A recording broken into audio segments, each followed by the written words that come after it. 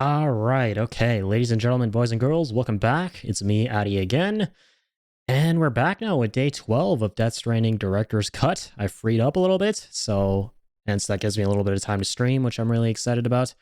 But yeah, hopefully you guys have been keeping well. Hopefully you guys have been hanging in there, and doing great. I know I have, despite being very, very busy, and I still am, right? I believe the 14th and onwards is when I'll get a lot of time to be back on here and streaming way more frequently than I currently am. But as I always say, between now and then, I'm going to keep hopping back in whenever I can. And so this is an instance of that. Death Stranding always keeps getting me through my days and my weeks. So whatever opportunity I get to stream this game, I'm here, I'm streaming. And hell yeah, that's what we're going to be doing yet again. But yeah, as always, ladies and gents, boys and girls, thank you so much. I just wanted to start this off because I feel like I just want to make this known every now and again, as much as I possibly can, right? It's just a thank you, right? I just want to thank you guys so much. Whoever stops by my streams, hangs out for a little bit. Because there's so many things you could be doing with your time, right? But you choose to spend it watching me stream, right? I was just thinking about this before going to bed the other day. It's just, I know it's an obvious thing to think about, but like sometimes I really go in on thinking about this. Like the fact that there are just people out there willing to watch these streams and hang out and have fun with me on these amazing journeys I go on in these video games, it just means a lot. And that's why I do what I do, right? It's to play games I love and meet people along the way who want to join in on the fun and watch the fun, right? So thank you. I appreciate that. But yeah, without further ado, let's hop back in to some day 11, or I'm sorry, 12 of DS Director's Cut, shall we? I believe last time was a legendary stream, right? Because I remember we were like, oh, we're probably just going to stream for like an hour and a half because I had plans, and then I was like, okay, maybe I don't have plans anymore. So then I ended up streaming like 7 hours. That was awesome. And we did quite a bit, right? We set up the zip lines. Yeah, that was a lot that we did. We built the zip lines. We built this amazing new stretch of road here that wasn't there in base Death Stranding. And we also what else did we do? Oh, we discovered the buddy bot, right? The new buddy robot feature that was not in base Death Stranding. The new content, more new content, man. I always love me some more new content whenever we get around that on this playthrough. So hell yeah. So I believe we're gonna start off this stream, as we said at the end of the last one, by doing the next big milestone of our journey here, of our playthrough here, with Sam, BB, Reedus and his fetus, and Mads Meetus, and Mama Meetus. Right? We're gonna be turning Sam into Mountain Man Sam, and heading over to Mountain Knot City. Now that we have this road built. Oh, but let's not start off with a rookie mistake, right? Let's make sure we snag the cargo from the distribution center that we need. Again, as a quick recap, we are starting off Mama's chapter here. We did some narrative stuff at the beginning of the last stream with Mama, and now we're in her chapter. And we got to go over to Mountain Knot. Mountain Knot is probably my favorite part of the game. I just love going through the mountains and stuff. It's definitely very rigorous, but once you set up those zip lines, it's just so good. Okay. Orders for Sam. So yes, let us take our way station supplies, and I think this is where we unlock trucks, right? The jump ramp schematic has been added to Oh, true, and the jump ramps too. I forgot about those. These ramps harness the power of chiral crystals to propel you high into the air. You can use them while driving, or on foot, or even when riding a floating carrier. Neat. Another thing that's new content, the jump ramps that we've played around with before, the ones built by other players, but we've never built any ourselves, and I think I do want to get around to that at some point. But for now, we shall vibe.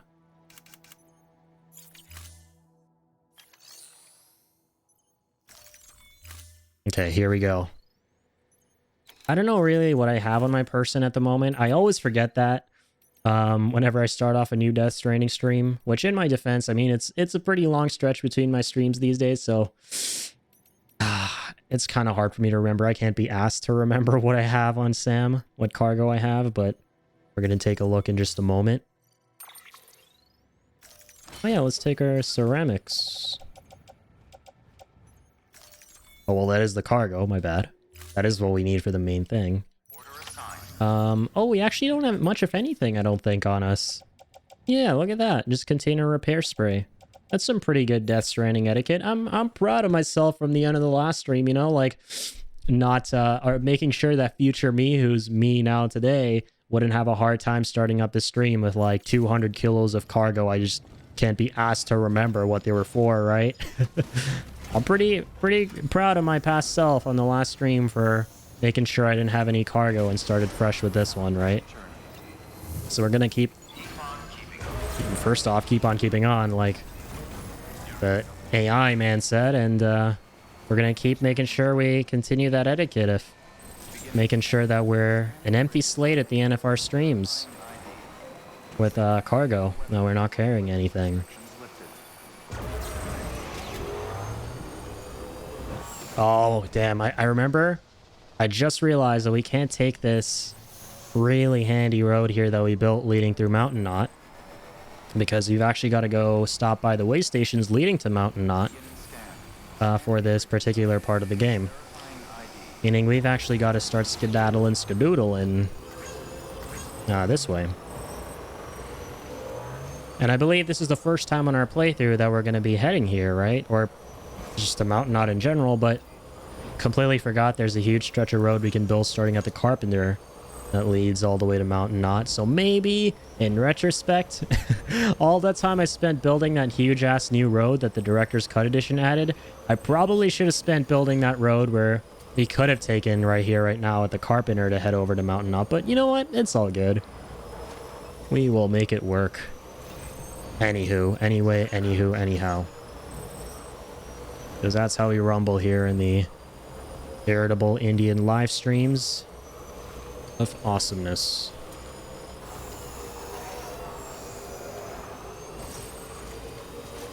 Right. Stop at this very handy generator. Beginning scan. Scanning bridges ID. Verifying ID. Clear. Weapons restrictions lifted. Oh, let's see if we can get a little bit lucky building this road. Let's get a jump start on building the roads around here. Problem though is I have barely any chiral crystals, because we burned through all of those. Every last bit I had building those roads up there, the new roads for Mountain Knot near the weather station. But it's all Gucci. We're gonna spend the remaining bit of what we have over here trying to finish off this paver and see if there are any metals and ceramics we can attain from the private quarters and the Carpenter himself, from the share lockers if they've refreshed and we get some good RNG with our fellow players out in the world. Any generous good Samaritans who've left behind ceramics and metals. Let's see. Let's have a look, shall we?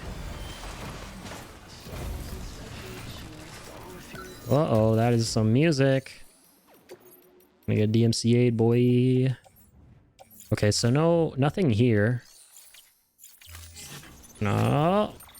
Do not play the music. Okay, good. I'm sorry, beautiful, amazing soundtrack of DS, but we can't have you playing here. We're gonna put on a creepy robot voice instead.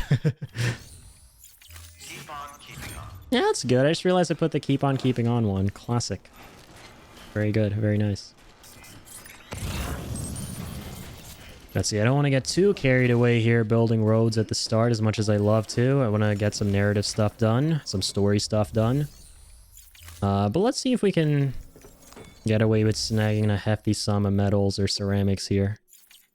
Clay materials. Oh, quite a few in the station itself, but what about shared cargo? Okay, there's some ceramics. Nice. I appreciate that. Someone shared some. How about the facility itself? Well, yep, as we have just checked, there's quite a bit. We'll take 1,000 of those, please, and 600 of those. Thank you very much. Please and thank you. Thank you and please. Oh my god, I am over encumbered as fuck now. Oh my god, I did not foresee this. And I really want my bike. I have an idea though. Big brain time. Instead of having to walk over to our bike. And do that. Spawn one. Just spawn a bike forehead. If you need, ladies and gents, boys and girls, here's some wisdom for you guys for tonight. You ever stranded out in the open, in the desert, in the vast world, the vast wilderness. You don't have a vehicle, just spawn it. Just spawn your vehicle. What's wrong with you? Don't y'all have the ability to spawn vehicles? Okay, but for real though, right after we deposit what we have here into this paver, I'm gonna get right back on the long-ranged one because we're gonna have to do a lot of driving without batteries. Or, I'm sorry, a lot of driving to the mountains without chargers or roads or anything to conserve battery. So we need something with a lot of battery. So let's add these in here for now. Get started on that. Beautiful.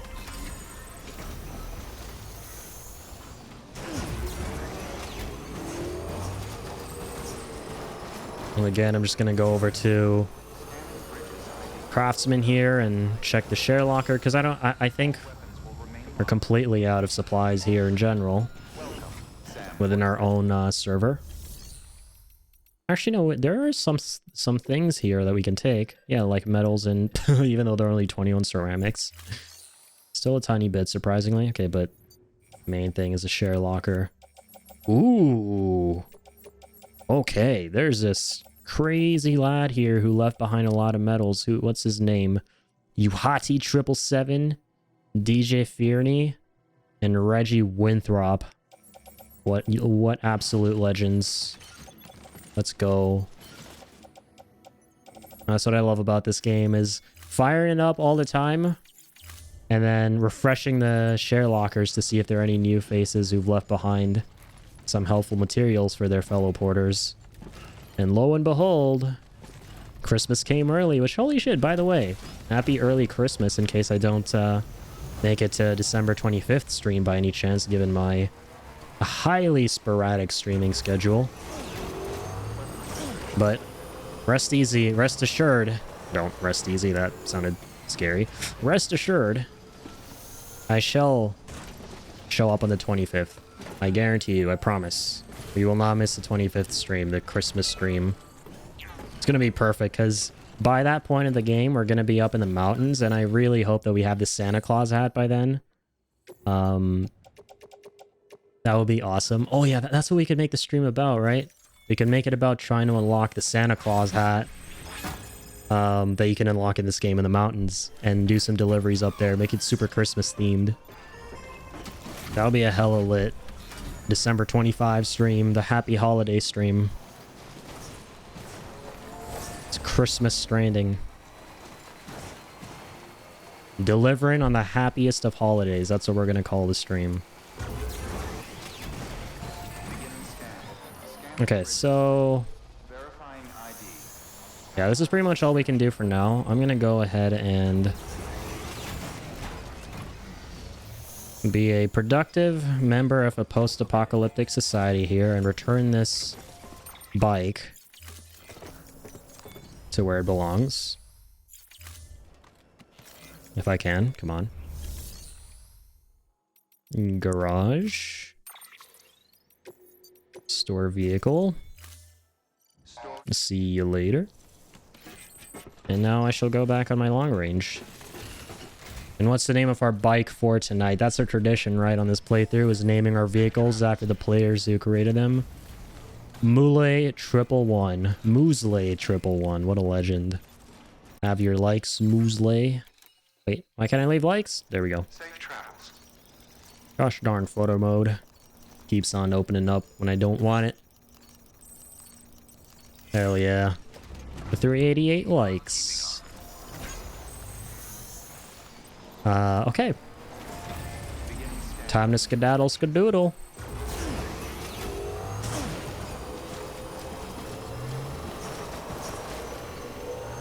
Oh my lord, I cannot wait to have roads built here. I know I keep saying this, but for this part, it goes double. It genuinely makes your life so much easier having roads here. Because it's not that the terrain is particularly difficult to navigate around these parts. It's just that this is a long stretch of land on which you drive without any... Especially if you're not connected to the chiral network like we just came to be right now. You have a very long stretch of land without any generators, any roads to conserve your battery for your vehicles or anything like that. And now we got some filthy BTs to worry about too on top of all this. And the roads allow you to just bypass them. Roads are a natural BT repellent somehow. But I believe if we kind of skedaddle around from this part across this water here, we should be okay. I don't remember there being BTs on this side. Okay, maybe there are. The Odradek's being spoopy. Okay, it looks like we're good. Oh, yo, that's crazy. Timefall Farm cargo this far out. That's nuts. Truly nuts. Yeah, but I remember this part of the game is where building roads takes the longest. And I really wish there was a trophy you could earn for building roads. Would have been so rewarding. One missed opportunity for the best trophy in the game. But that's okay. Oh, you know what's not okay? Not grabbing this Chiralium, which I would very much like to grab because we are totally broke. There we go. Got 21 bucks. And an otter hood. I'm a poor cosplaying delivery man.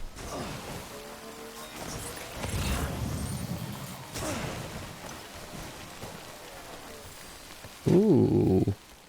It's an interesting mound over there that I now remember from being there from the base game. And I remember wondering in the base game if we could go there. And it looks like... Ah.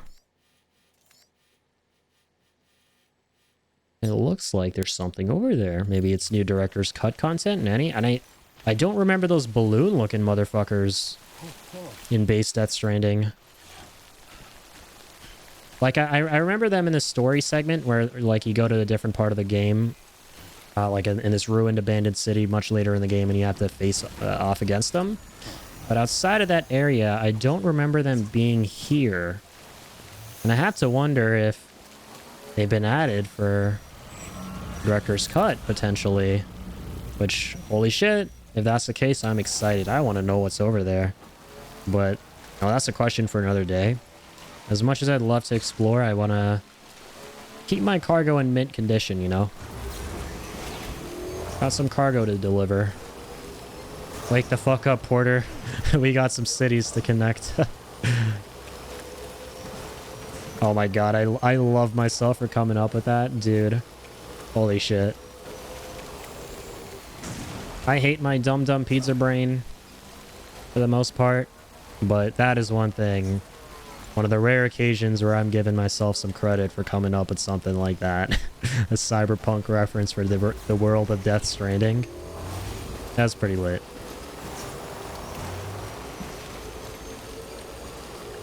Okay, where the heck did where am I going? What am I doing? What's going on?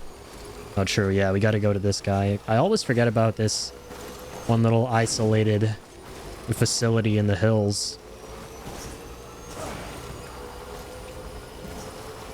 Granted, if I were in the world of Death Stranding and I was a NPC prepper guy, I'd probably choose a secluded little patch of land away from everyone else. It's like the perfect environment for like introverts and complete social phobists.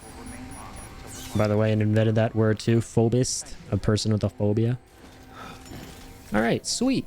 So we are here. Deliver cargo. I got you, buddy. Oh, you must be Sam Bridges. expedition team? That's right. Be cut off up here, but word still travels. We've heard all about the Great Deliverer, the BT Buster, the terrorist, stopper. I like this guy. This guy reminds me of myself. I'm just stoked to meet you, man. I have a lot of trouble coming up with catchy like names and shit. Whoa, So corny as fuck. This will be a huge help. Thanks. You're not gonna even recognize the way station when we're through. Okay, excellent. Nice, S rank.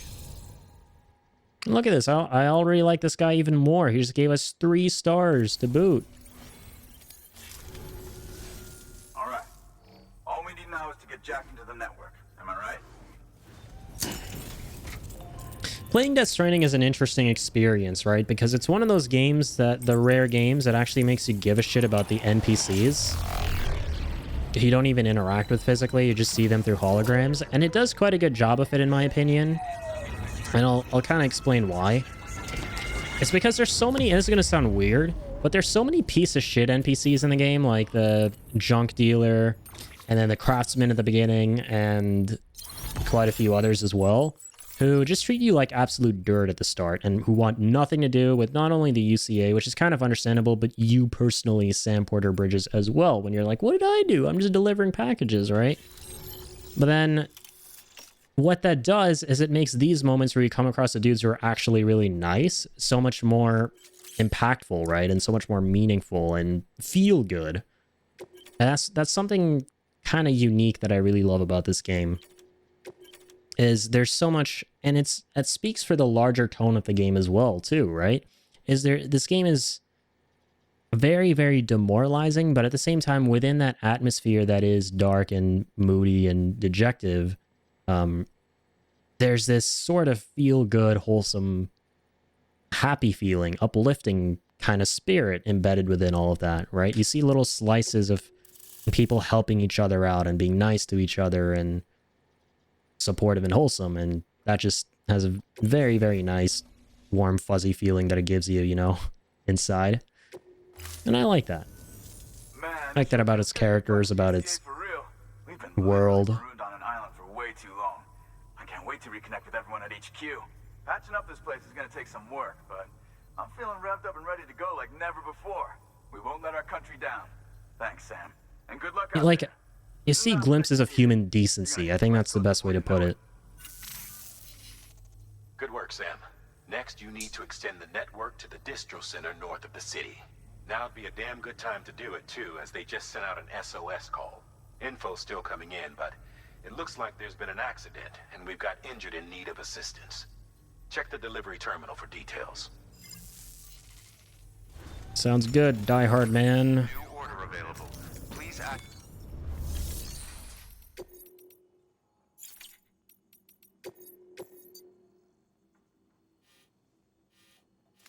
Holy shit. Blood delivery.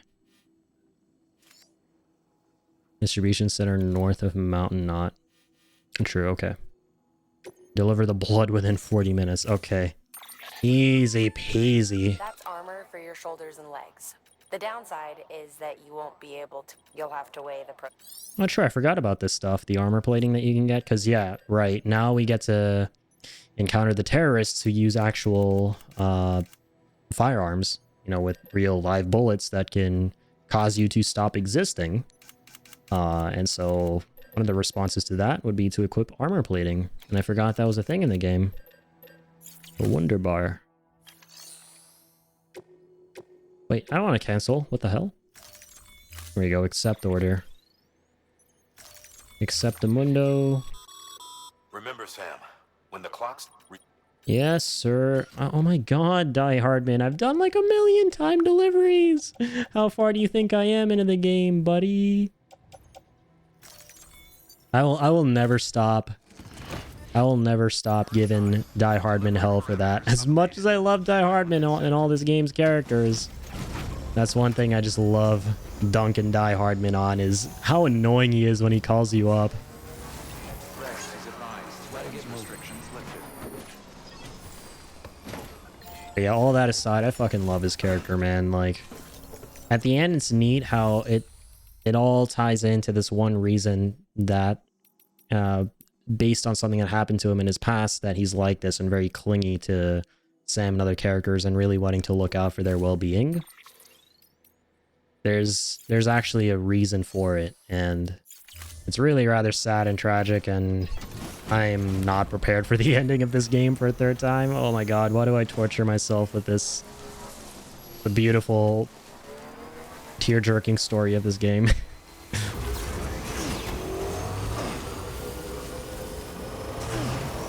Ah, shit, we're like half on battery. I probably should have set up a, oh my god, I kind of went dumb pizza brain there. I should have set up a generator. This is gonna be rough. I should have set up a generator with a PCC on the way out, which I didn't do, and I probably should have done. I should have got her done. Got her Dammerung. I love how I remember that word from 7 Remake, the legendary fucking accessory. I can't even forget. The legendary accessory that allowed us to do limit breaks twice. That was some amazing stuff. Fuck, man, we are low as hell on battery. I mean, it doesn't really suck for the delivery. It sucks more for the fact that, because we're going to be able to do this within 38 minutes anyway, even without the bike. And I'm just like that, you know, I'm a pro deliverer. But the thing that sucks is... Oh, what the fuck? Forgot there's... Oh, no. Oh, fuck, I know where we are. We're in this little forest with the terrorists. Okay, this is gonna be interesting. Okay. Just go slow. Don't boost. Easy.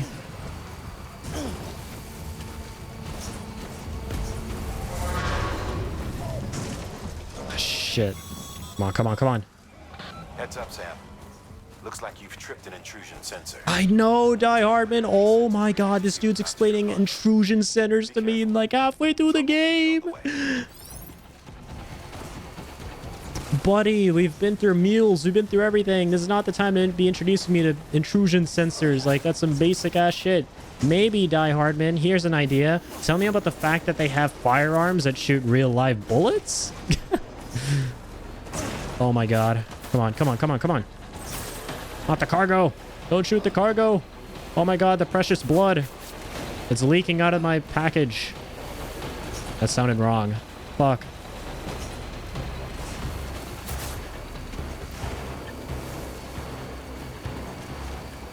Yeah, that was actually surprisingly easy. Juking them like that. Scrubs. Sam, we're thinking you ran afoul of a local terrorist cell. Yeah, no shit. Former mules who took a turn for the worse. Stealing cargo doesn't do it for them anymore. Mayhem and destruction are their drugs of choice now. But you didn't give them the satisfaction. Oh yeah. You kept your cargo safe. Great work. Hell yeah, you tell them what's right, Die Hardman. Keep your eyes peeled. You tell it like it is. See, but then there are times you fucking love Die Hardman, and this is why you can't hate his character.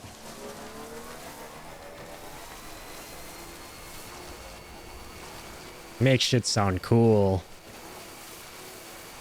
It's kind of neat. So we just about... No, fuck. Biggest jinx of all time. I was gonna be like, we just about made it with low battery. And then we come across this fucking canyon. Okay. We're gonna use the last bit of battery here. Okay, this is gonna be risky as fuck. Okay. I don't know how well this is... Oh, we can't save? Oh, no. If we can't save, I don't know if I want to... Oh, it's not even that big of a canyon. Never mind. I thought it was like a huge drop, and I was going to be like, oh my god, I'm not sure if our battery boot is going to be enough to like boost us over this jump. Or boost us for like a jump over that little canyon, but it wasn't even a canyon, dude. That's funny.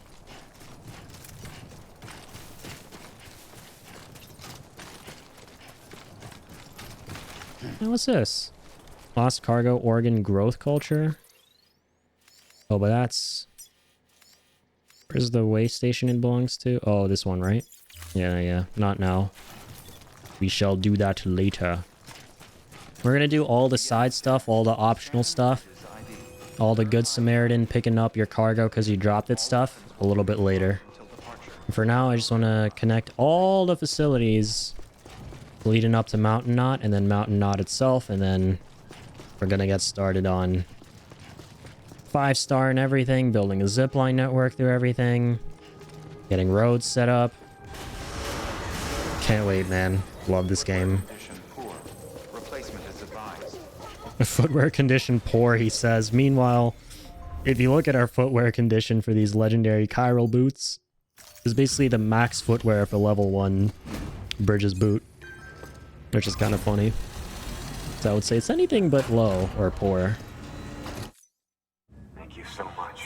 Our med team should have no trouble. Oh yeah, it's this guy. You're a lifesaver. I can't believe how fast you were. Hey, watch yourself out there. Can't believe how nice you are. I can't believe how nice the people leading up to Mountain Knot are. First it's the way station guy, now it's this guy, and then I can't remember the Mountain Knot guy himself. Slips me mind. Slips me memory. It was an attack. Someone slipped explosives into a parcel we processed. A fun fact, by the way, the books, Those were the taking. Death Stranding's Volume 1 and 2, split in the middle between the Mountain Knot segment of the game. We have to be more careful. Beef up our security. At least we didn't lose anyone this time. Thank you, Sam. Really. I hear the chiral network is coming along. You think the signal's strong enough to reach us here? I hope so. Give it a try.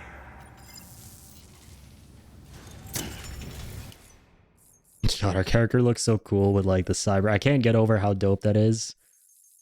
With our sunglasses and the cyberpunk prosthetic on the face. And of course the cap.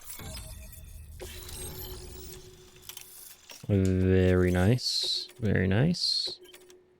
Bunch of new goodies, a new facility. Oh, let's go. It worked? Oh, that's great. Fill up north. And if we run into It's also funny how their names are plays on like the locations of their facilities geographically. Like if you have like the weather station guy, his name is like there aren't any more stops. Don Weatherman or something. But this last leg will be the hardest yet. Rest up at the private room and check your gear before you set out. Oh shit, a key story moment here. I forgot about this. Some more cliff stuff, possibly?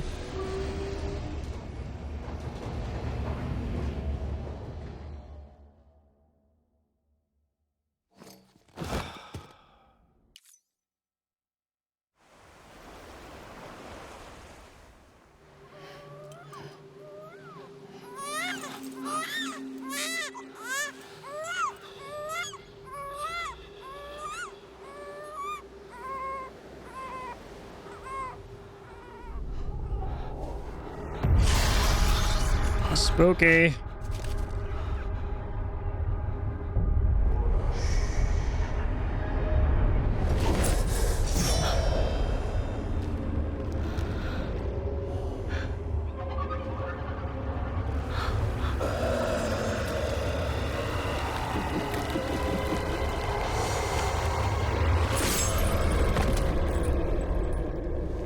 Yikes.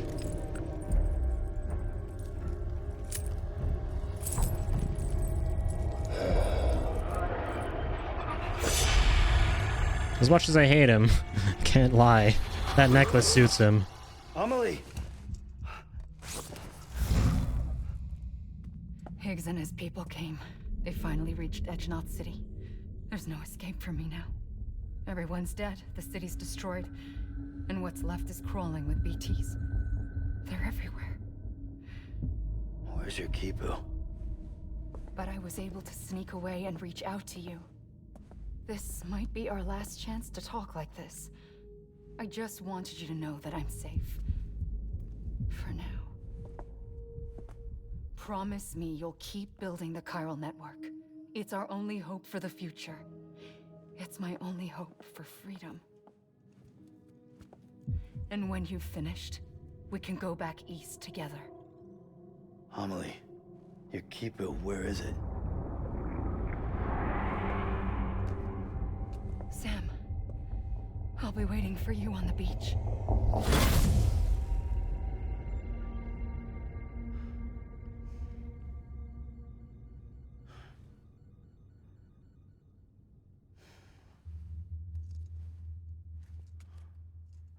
Damn.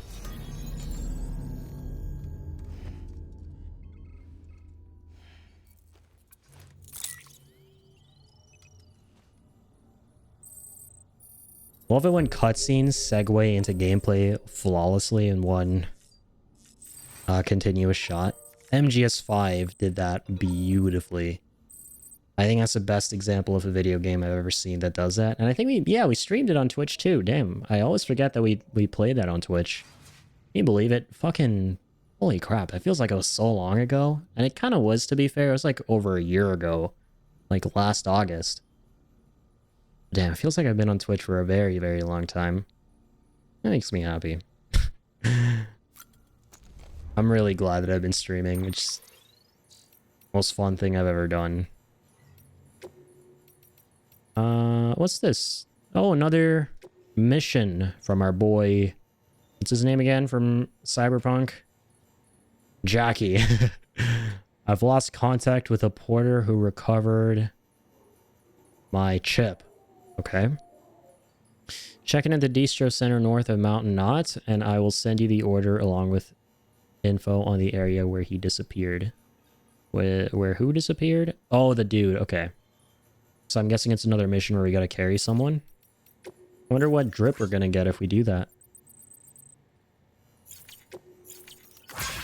Look at that. This dude who we connected with before, even who I was like, he's a really chill dude. He even wrote us a nice email. And this guy too. So nice. The mountain men are so nice. The mountain boys. Mountain Knot dudes. Such nice people. Okay. Let's drink some Monster. Totally Monster.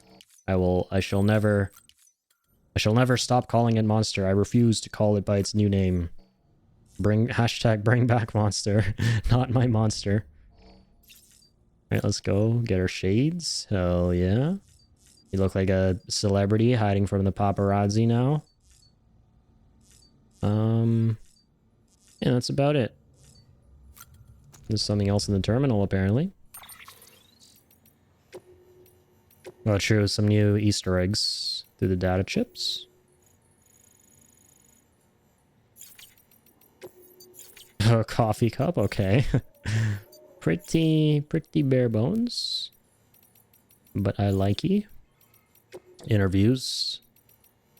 We gotta read these. It's been a while since we've done some deep dives, some lore dives into these.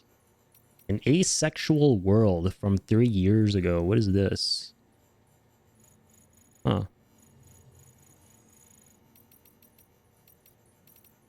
Cool. Honestly, though, because I'm having so much fun just playing right now and the prospect of doing a bunch of shit, can't sit down and read. We're gonna skedaddle out of here. Let's go. Cliff cutscene? Cliff cutscene. Let's go. That's gonna be a main one probably, since this was a main story segment.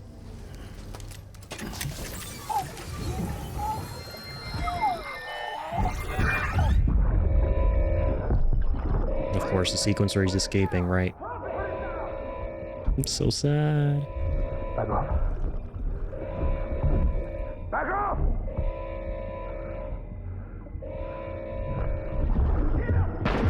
Don't do it! God damn. Dude, I already have chills from that little segment of that cutscene that we're gonna see in its entirety at the end. I'm not prepared, man. Oh my god. I have the sad chills, like the sad goosebumps.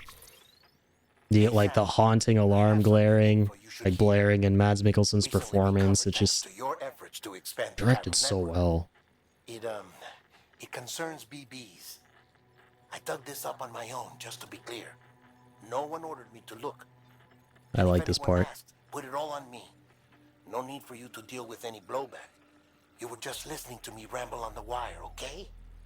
Anyway, it looks like Bridges wasn't the first to bring back BB tech. It was a group of separatists. Terrorists opposed to UCA expansion, according to the records. They started using them about 3 years ago. Right around the time Bridges 1 was putting plans in place to head west. Seems these separatists were having trouble with BTs too, and figured that if they could track them, they might be able to steer them into our path. When Bridges caught wind of this, the decision was made to fight fire with fire, to start using BBs as a countermeasure. It's possible yours was commissioned for that very purpose, a fact I think someone may have tried to conceal, judging by the absence of BB-28's service record. I always found it strange that we were so willing to utilize technology we barely understood. Now we know why. We've been aping methods and techniques employed by others from the start. There's more you should know. It's about the original Bridge Baby experiments. Piecing together what little I could find, it looks like they started around the time of the Death Stranding. They were conducted on the island of Manhattan off the East Coast, which was completely and utterly obliterated by what was almost certainly a void out. Back then, these experiments had the full support and approval of the American government. It's all just guesswork, but I suspect the BB program was conceived to help gain a better understanding of the nature of the Death Stranding. However, due to ethical and safety concerns, public opinion was strongly against the program. Still, they pressed on, and in their desperation to make sense of the greatest disaster of their age, I think they caused another. I should also mention that the president himself was killed in the blast. It was after his death, when he was succeeded by then Vice President Strand, that the experiments were suspended by executive decree. Documents were shredded, facilities were decommissioned, and every effort was made to pretend that BBs had never even existed. Damn. Which begs the question how some random separatist group was capable of resurrecting the tech decades later. I'll let you know if I turn up anything enlightening. Eerie. I like that scene a lot because of the music and how he's explaining all this epiphanic stuff. And it's cool playing the game with the knowledge of what this is all about and seeing stuff and understanding what it's all actually about. They're seeing more of it by the minute, and it won't be long before it spreads into the city. There have already been reports of ejecta inside the outer walls. If nothing is done, the whole city might be swallowed by a sea of tar in the near future. There's an order from Mountain Knot City. Check the details on the delivery terminal. Oh, damn. Yawning already, what? Okay, let's go. Oh, and that was a genuine yawn, by the way. I wasn't being sarcastic or anything about the characters and shit. Like, no, I was actually yawning. Oh, that's true. I woke up super early today. I forgot about that. I, had to see my mom off. I had to drop her at the airport. Or sorry, no, I didn't have to drop her at the airport, but I was helping her to leave this morning, so I had to be up super early. Oh, yeah. Let's do this one. Missing Porter and Chip. This is a cyberpunk thing, right? Definitely want to do this. Is the antimatter bomb delivery? Okay. Definitely don't want to do that at the same time.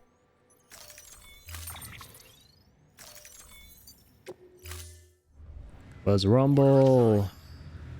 So I'm guessing we have to go into... Oh, that's cool. A samurai sign from Cyberpunk. Someone put that there. So you gotta go recover missing Porter and Chip. Oh, and he's dead. Oh, goddamn. He's a corpse. So we gotta incinerate him. Sheesh. Let's make sure that we are adequately prepared. Which we gotta prepare ourselves by the looks of it. That's okay. I want to take... I don't want to shoot people up because the problem with that is then we have to go incinerate them. Like, I was just casually talking about shooting people up, incinerating them. Yeah, it's because... So we're just going to take a non-lethal assault rifle to avoid the hassle.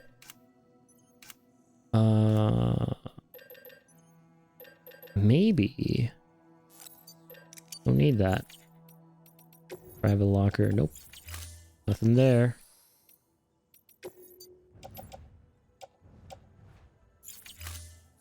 Oh yeah, what happened to our boot clip with our boots? I thought we had 2 more chiral boots in our boot clip. What?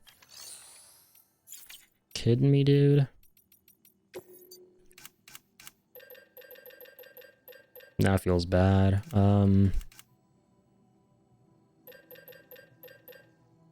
See here, where's the... Yeah, there we go, bola gun. That's what I was looking for. I'm gonna grab a bola gun. It's 120 metals to make it. Do we really... Is it worth it? No. I don't want to build anything. See, here's the thing, ladies and gents. I want to save as many metals and ceramics as I can for vehicles.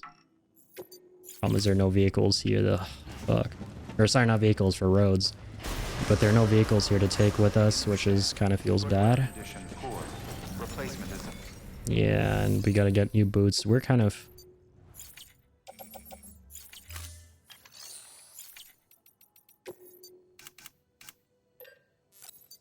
Okay, only 12 metals for boots. That's okay.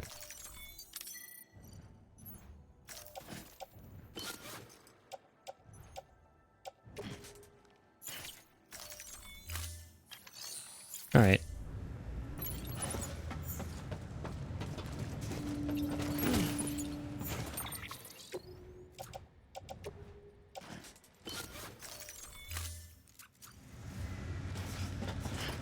Should be good for now. Footwear condition poor. Replacement is advised. Oh yeah, true. That's the bomb that we gotta deliver. Antimatter bomb. Missing porter and ship. We're gonna do this on foot. Let's go. It's gonna be a long walk, dude. Wait, I have an idea though. Do we still have... We still have our bike out there, right? Yeah. I have an idea-roni pepperoni. Idea-roni pepperoni, boys. We're gonna snag a PCC.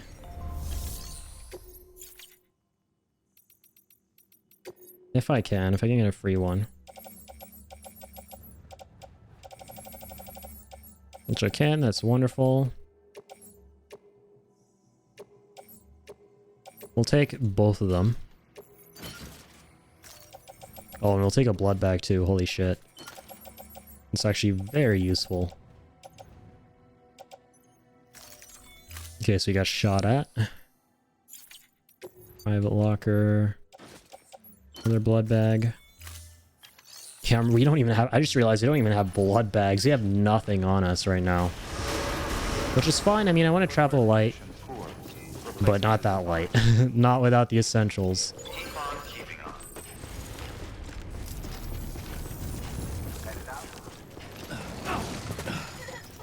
Okay, so... The first big brain Stratamundo of the night. Weapons restrictions lifted. And hit up our bike. Wherever that is.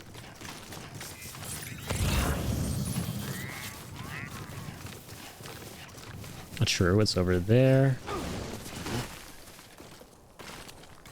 I'm gonna set up a generator near it.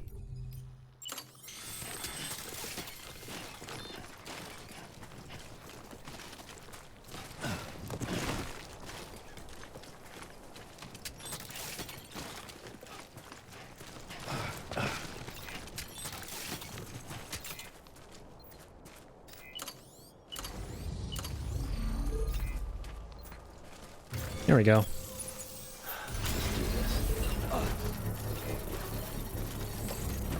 I'm gonna just chill here on my bike while it's out of battery and wait 13 seconds for the wireless generator to zap it up. This is the future, ladies and gentlemen. Even better than flying cars. Construction complete. Whee! Might as well make the most of this time. Exactly. Making the most of this time by doing some tricks. Do that. Do that. We can do that. Oh damn, man. The landscape though in this game. Look at those mountains. Time to motor.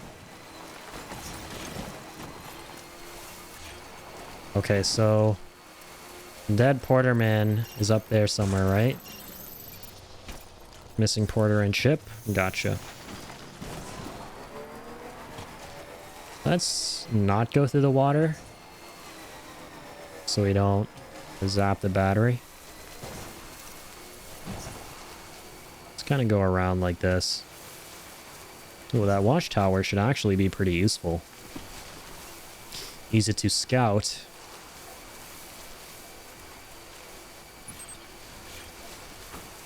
And be on the safe side of things. Stretch my legs. Yeah, it's probably one of the most useful watchtowers I've seen in Death Stranding overall. Today's a good day. It's outside a very scary camp. Today's a good day. And very scary things must be assessed.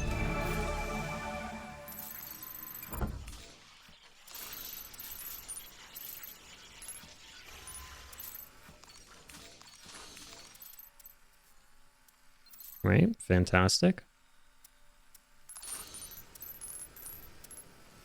Ooh.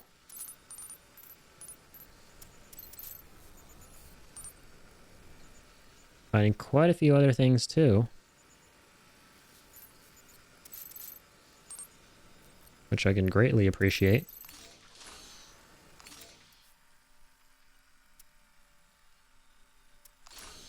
Yeah, I think it's good enough for now. Sweet, that was useful. Okay. Greatly appreciate this watchtower.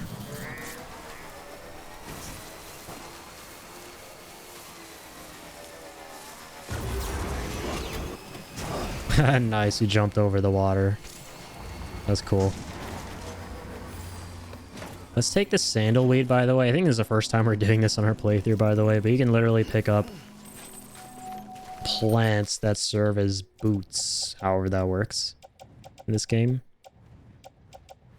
Which I'm not sure where that went. Apparently it's not its own item or its own boots in the inventory.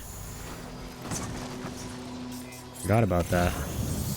Alright, let's hack you shut. Disable that sensor pull. Been a while since we did that one. It's kind of fun.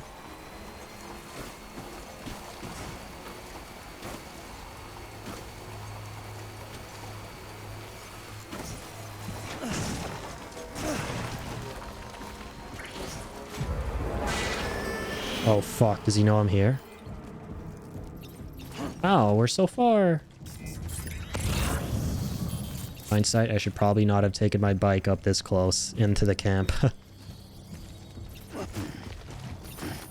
Alright, go further and further up. Get some height. There we go, engraved chip.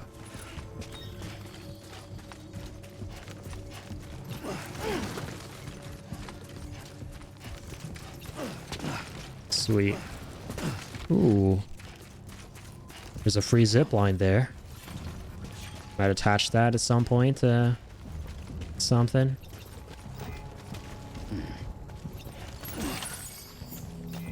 Gotcha.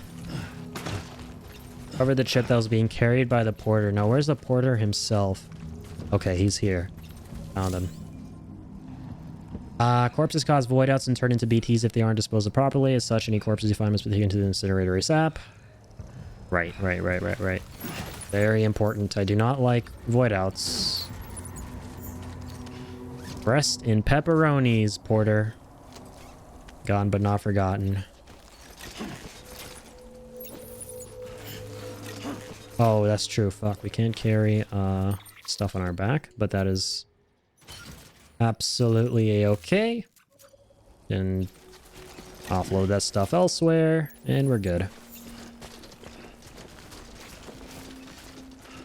Gonna be a lot of walking, but I'm game.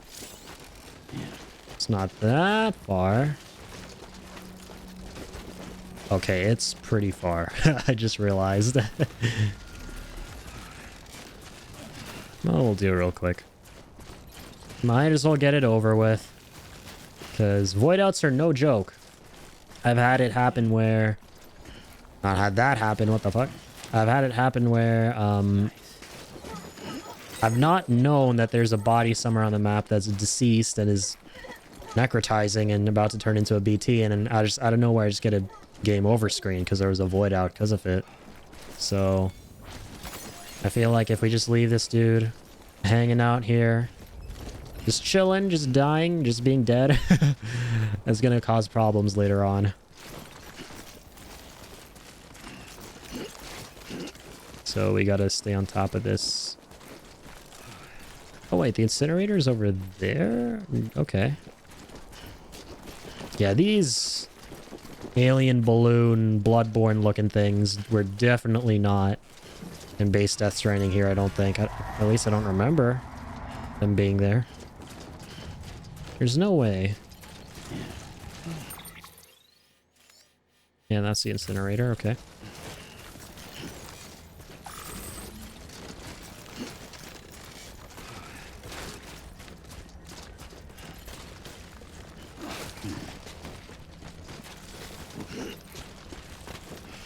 Can't wait to have these roads done, man.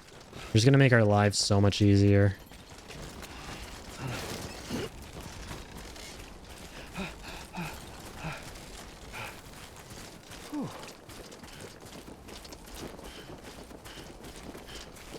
Just casually carrying a dead body with balloon, evil, spirit, demon ghosts. Chilling in the backdrop. That's cool, we can pick this up while carrying him.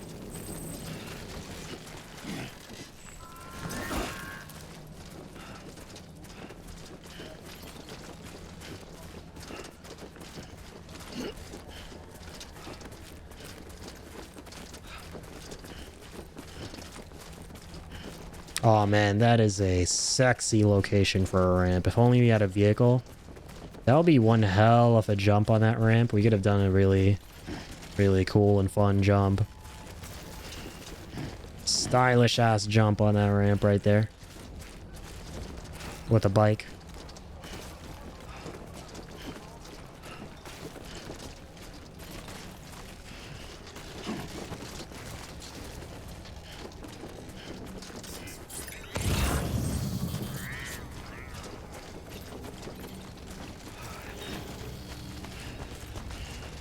Damn, that is quite the drop. Don't tell me we gotta go... Yeah, damn, we gotta go all the way around. Is there a way to, like, throw him, like, down there? 0% damage. What if he gets 100% damage, but it's a corpse? Would it actually matter? Question mark? I don't want to find out.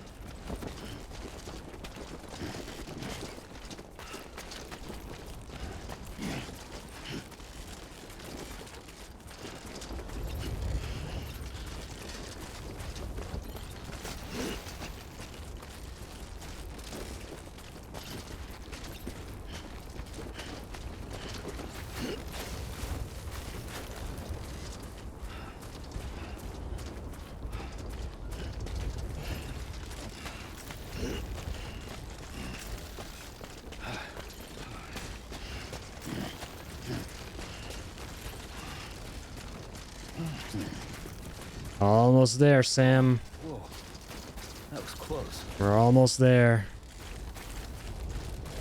Dude, saying that though is a reference to FF7. It literally feels like we are in the outskirts of Midgar.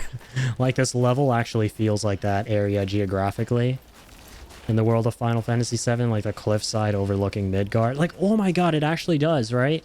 Because there's a cliffside here, and then Midgar is like this circular city with the giant Shinra HQ in the center, like rising up as a tower. And this is literally that. We are basically Zack carrying Cloud right now. That is what this is. And we're just waiting for those Shinra troops to show up. The terrorists, in this case, to come and gun us down. Oh, that's legendary. Yeah. Fuck, I just realized, yeah, I can't go down there. Fuck, I forgot.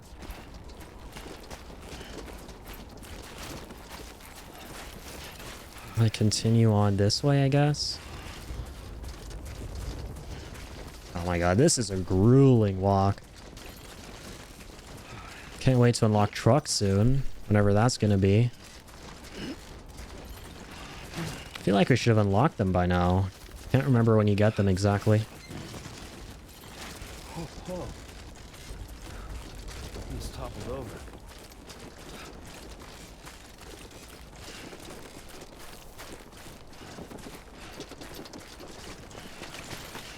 Oh my god, what? We're just losing control. Okay, now we're good. Sort of. Maybe not. I probably should not have dropped down there. Oh no.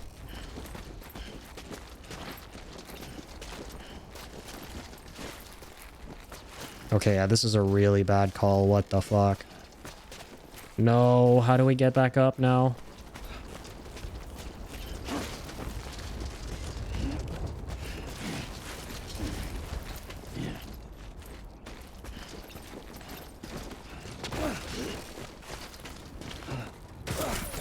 Ooh. We actually fucking made it. What? That looked like a painful drop. But I don't know, somehow we made it. 16% damage to the body. Apparently, I hope that's not a part of the order. Less than 50 damage.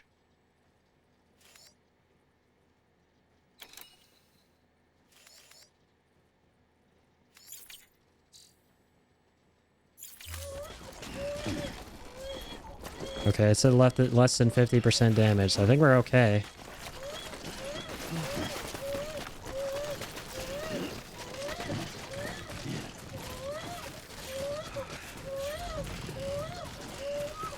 Alright, we're scooting.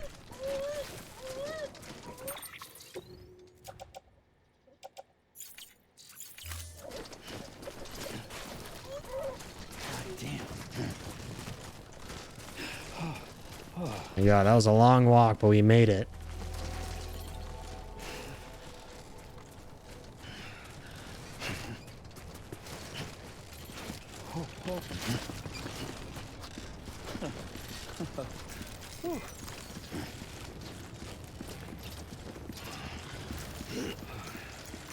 Here we are.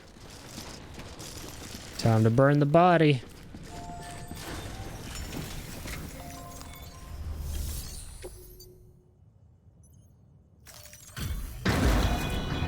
Sheesh. That was painful. That was a painful walk. It was worth it.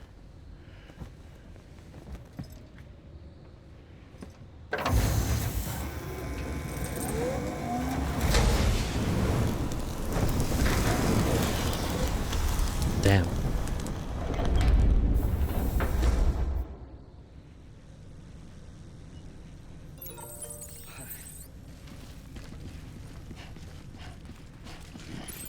Sweet. Thanks for dealing with the porter's body. That's wholesome.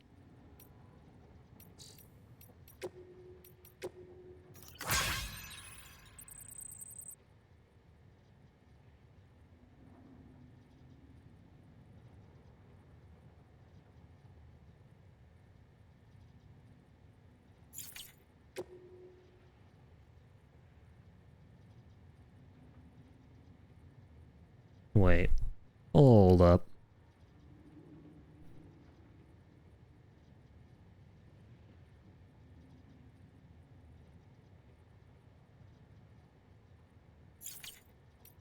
Were we supposed to bring the body back? No, there's no way, right?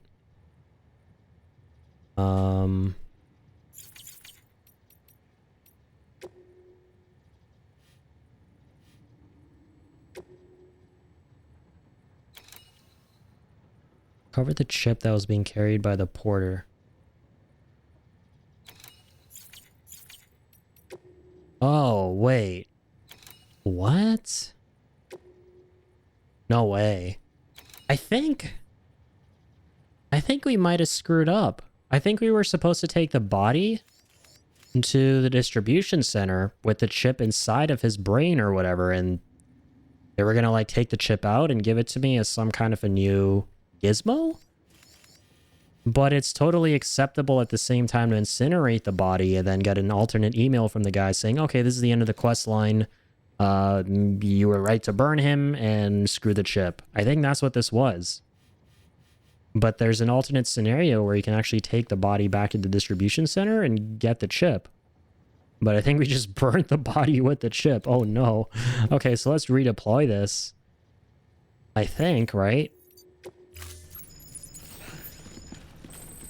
You do not have the number of items required for the V. Recovery, missing porter, and... yeah, okay. Yeah, I see what happened. I get it. I get it. No, actually, hang on.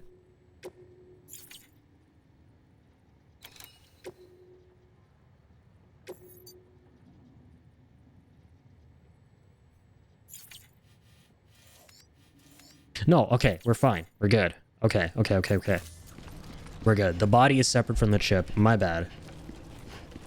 I think we... yeah, okay, no, we're good. Burning the body is optional. And the chip is separate from the body, and I think we just forgot to pick up the chip. That's totally okay. We're on the right track. Ignore everything I said, ladies and gents. I'm not dumb pizza brain after all, I hope.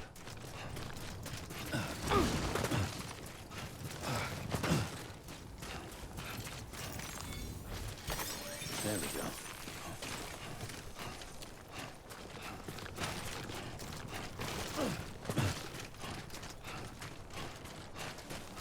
Wait, hang on. I'm just gonna open up one thing here.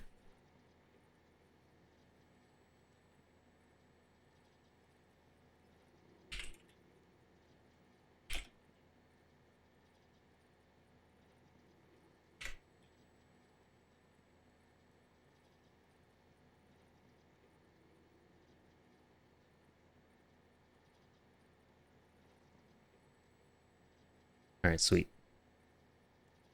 I'm sorry, just writing something down. Just making a mental note of the parts of the stream I want to clip tonight, because we had some funny moments happen on tonight's stream. So I want to kind of make a montage at the end of this, which I keep talking about. With all our funny, memorable moments, all that good sort of stuff.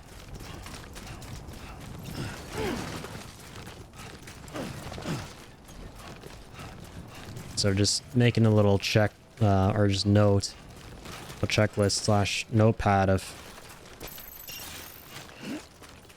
parts of the stream I want to clip. Way station north of Mountain Knot, that's...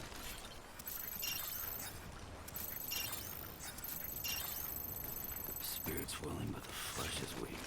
distribution center, right?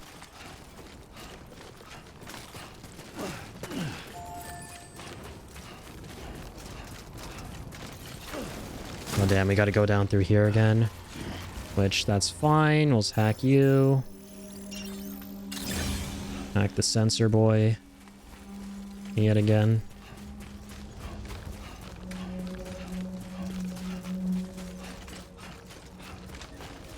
And go fast.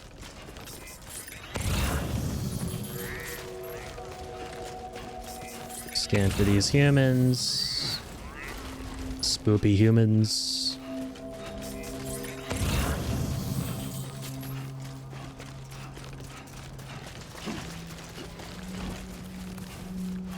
Holy shit, I'm just running really fast right now.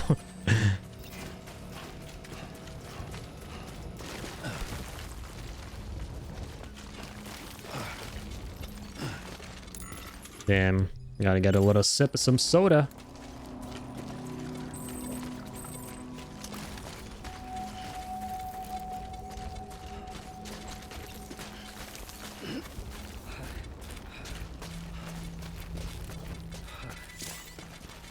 Here we are. Got the chip.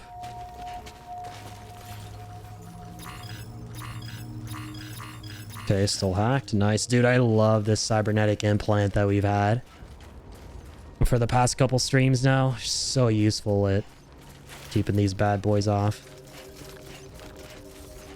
And not getting caught by these weird meal/terrorist asshats. Oh, that guy has some ceramics. Might be a teensy tiny bit useful. I can just get the drop on him. Yeah, there are a lot of ceramics in this camp. Love to snag some of those for some roads.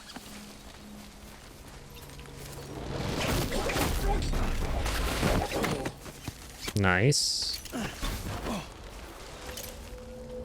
Ooh, he has high density ones too? Okay, great. It's actually very good.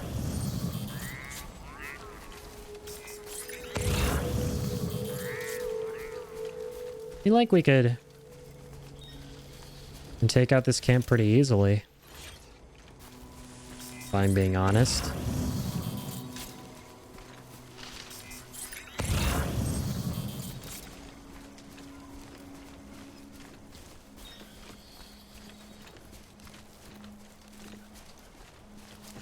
You know what though? I'm just not going to right now. I know I made such an impulsive decision like halfway through, but I realized that there's a truck there too patrolling the area. So you should come back while we're better prepared. Also because we have the main cargo and I don't want him to shoot holes in it right now. After all we've been through.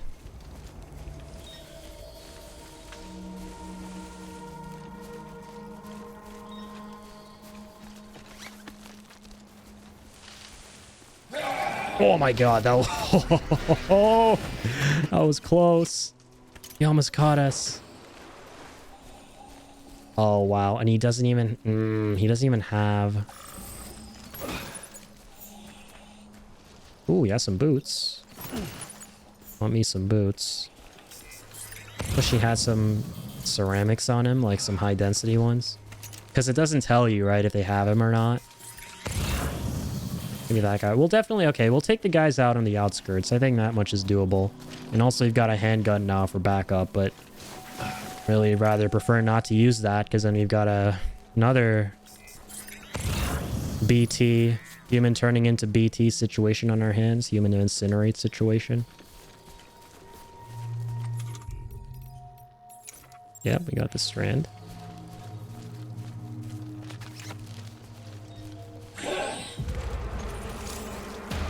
Oh no.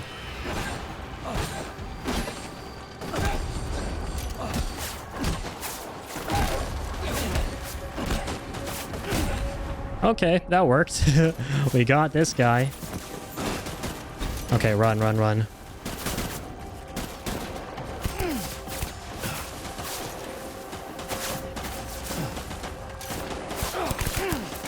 Shit. Oh, I hate that. We almost had him. If he hadn't turned around at that last second, he would have been good.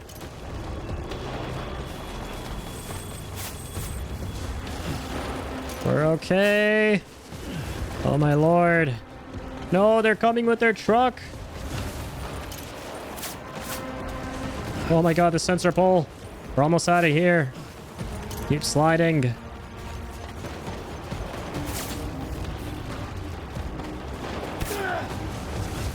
All right. Oh my lord, they're still coming.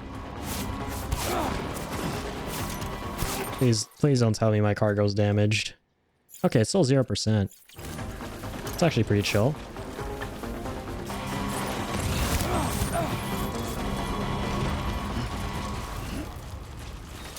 Yeah.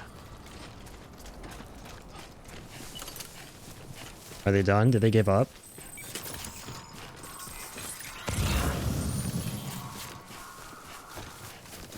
I think they did. I hope they did. Oh no. Oh no, there's my bike. Can we go back for it? Oh, it's right there. Wait, never mind. That's not the one I came in on, but I'm gonna take that. Don't mind if I do.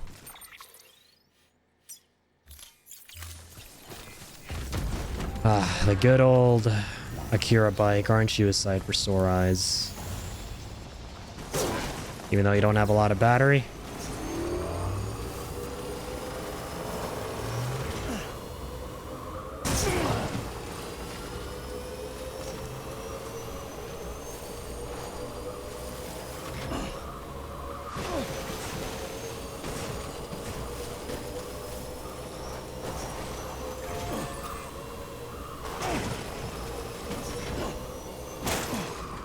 Oh my god, I love the jumps at this bike. They never get old. Whee! Alright. Holy shit, we can even jump over that container. Be locked until departure. Cargo decontaminating suit. All clear. Welcome, Sam Porter Bridges. Alright, we're here. Let's make this a livery. Missing Porter and Chip. Minus the Porter part. The man had a date with the incinerator. Oh, there you are. Everything all right? Not really. I have a story for you, buddy. That was a very long mission. Nice, S rank. Okay, yeah, so what is this new gizmo he gave us? A new cyberpunk thing. Jay has upgraded the compass, right? So it can now be used to temporarily short circuit enemy Audra. No way. Select an Audra deck in compass mode in order to disable it. Using this function will... Oh, it drains your battery, though. Okay. That's sick, though. That is OP. This compass thing is nuts, man. I remember how much shit I gave it at the beginning. Because, to be fair, at the time, I didn't know you could continue upgrading it. And it had this upgrade quest line. But holy shit. This is crazy now that we're this far with it. So at first, you can not only disable the sensor pulls to protect yourself from being pinged, which I thought on its own was pretty OP, but now you can literally hack the people and stop them from detecting you. That is pretty cray. I think that's what that means. Oh, and whenever it's convenient, you ought to grab this thing I got for you. Right, I'm assuming what this means is you can look at them and then hack the little Audra decks on their back. No way! Oh my god, we have the Keanu sunglasses. Alright. Now it's time to wake the fuck up, Porter. We've got cities to connect. Let's fucking go. The Johnny sunglasses from Cyberpunk. Okay, that's it. We're done. Fashion Stranding is over. This is the ultimate peak, be-all, end-all of Fashion Stranding. The Johnny sunglasses. Where are they? Johnny Silverhand, Keanu Reeves, Johnny Reeves. Get on out here. Where are you?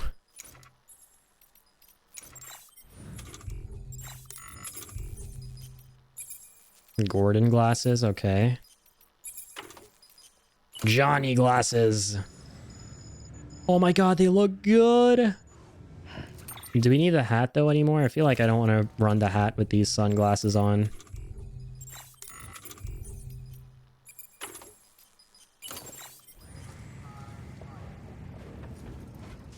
Oh yeah, we look sick with just, oh my god. Norman Reedus' regular hair, his long hair, and the... He looks like Keanu Reeves. He has that same middle part, long, medium to long length hair, like Keanu Reeves does, and then the sunglasses and the cybernetic implants. Okay, we're set, dude. We look rad. We look rad-a-data. Love it. Oh my god, that delivery was so worth. Oh my lord. Epic. We're clipping that too. The sunglasses. Let's go. All right.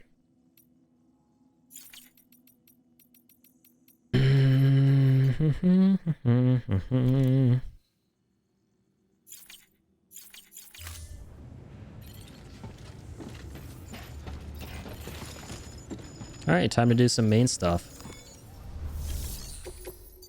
Antimatter bomb delivery. Just casually delivering a bomb, no biggie. Okay, confirm. Let's get a long range bike. As much as I love you, Yaiba, it's time to say goodbye for now. Be advised, Sam. Yes. The case for that antimatter bomb was not designed for long-distance transport.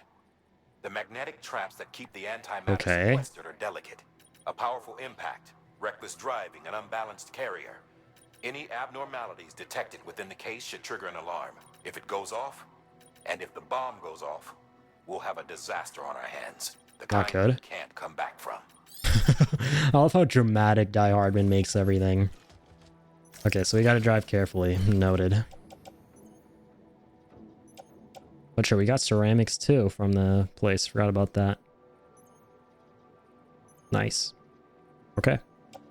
Confirm all this.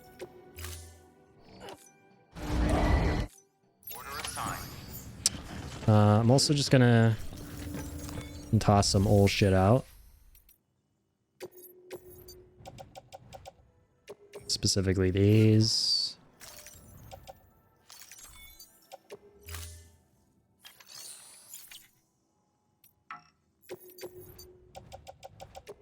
This guy.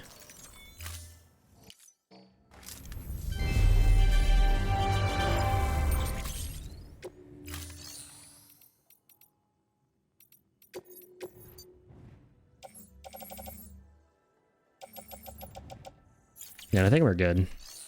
This should be good. Thank you for your We good.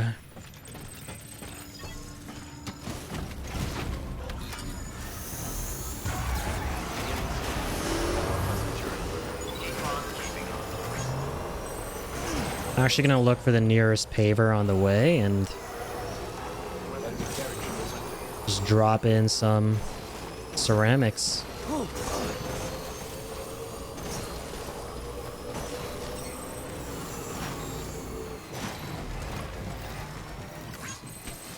Oh, some metals. Okay.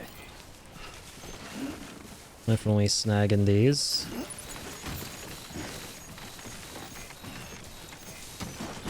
Okay, the bomb's making a lot of noise. I'm scared. Wait, how's it already 16%? The fuck?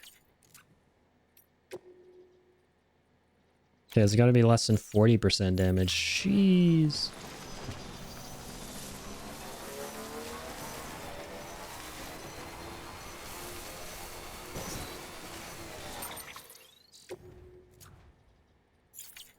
Okay.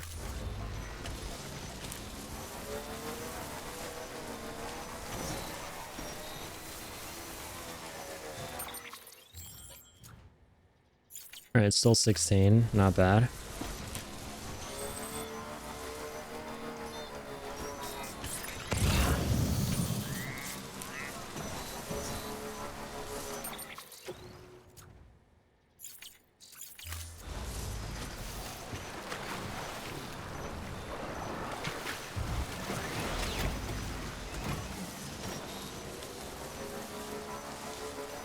So we gotta be super careful here is what it looks like. Like we can't even hit little pebbles on the ground while driving. At least that's what I'm guessing.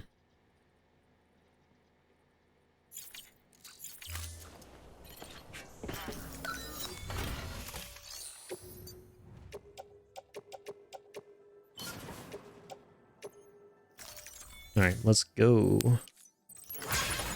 Know what we have here for now.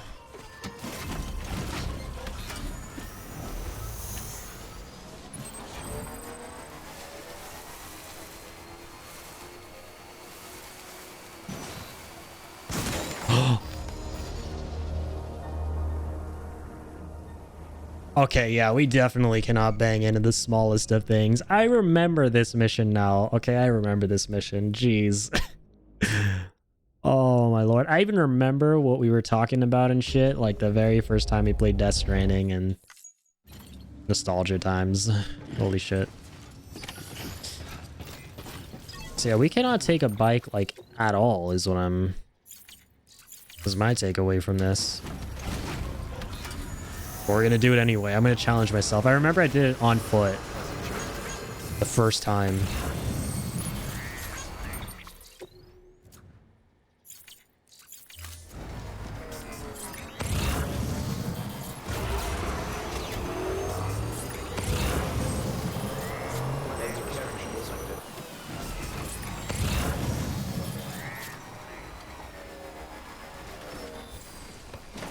Okay, so I guess we should be good as long as we're going on blue terrain. Alright, and this time let's just start off over here with our supplies.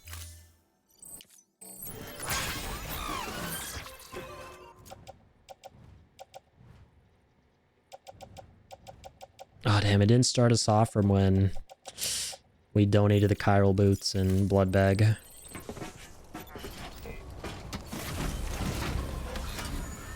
Whatever, we'll do that at Mountain Knot when we reach there. Easy. Wait, really? It's getting damaged? How? The fuck?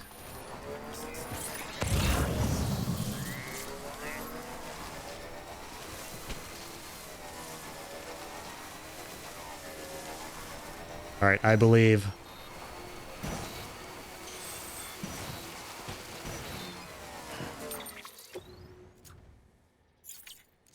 Alright, it's to 12% somehow. Shit. That small fall right there is actually gonna destroy us. Literally. Not even kidding.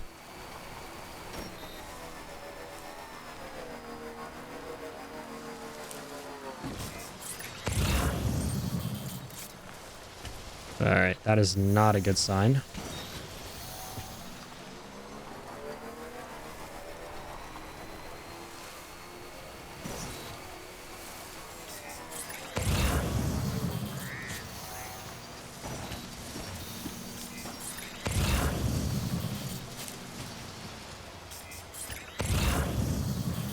Alright, I see a little safe, moderately safe passage we can take in the water here. It somehow works, okay. Let's go.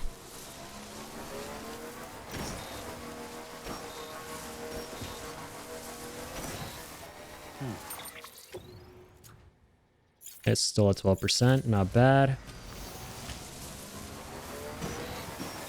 We're doing it slowly but surely.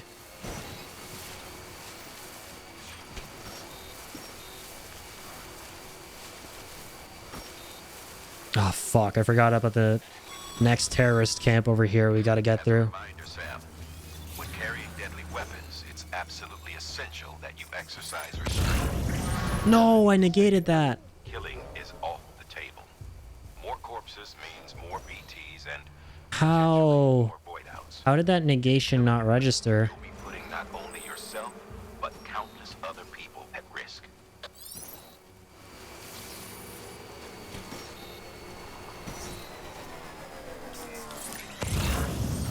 Okay, not safe. Noted. This is safe. Love how going through the water does nothing, but going over the smallest of pebbles completely decimates everything.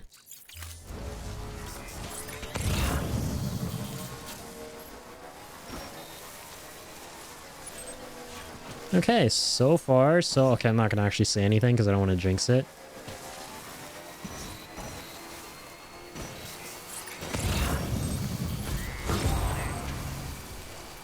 Oh nice, we negated their ping without even... I wasn't even trying to. Heh.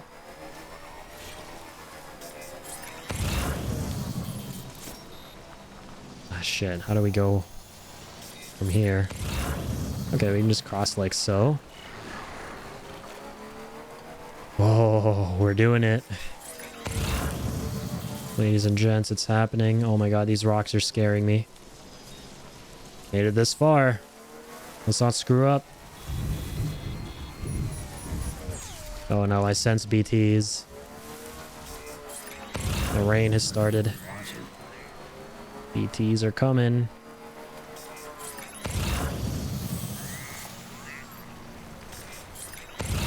Okay, looks like we should be fine crossing this here.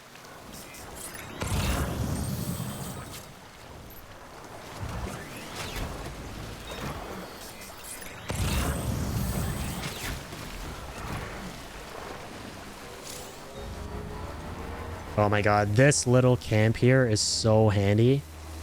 And it was even there on my PC playthrough last year of the base version of the game. Someone set up a generator, same exact like this, like a generator, a little safe area. People seem to love setting those up here, which I'm definitely not complaining about. Super handy. Let's go. Okay. Almost there.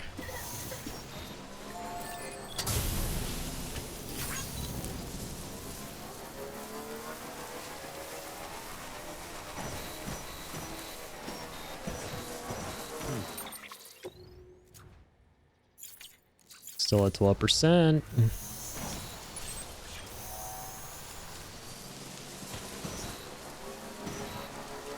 We're doing it. We're making it. I believe. Oh god, rocks.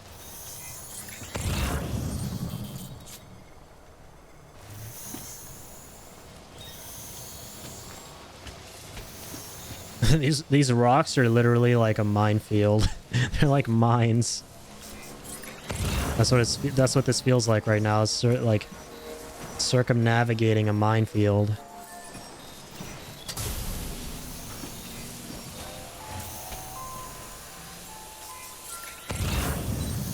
Okay, here you go, speed demon. Shit, going uphill is gonna be sketchy as fuck.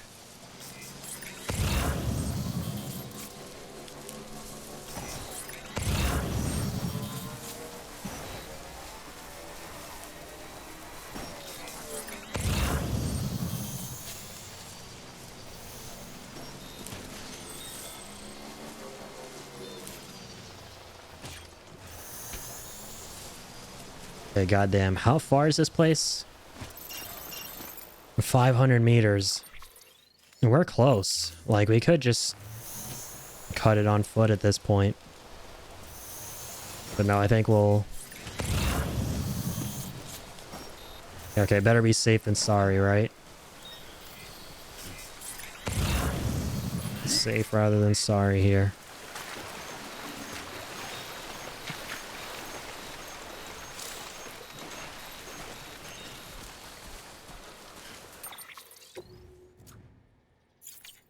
Still at 12%, we're good.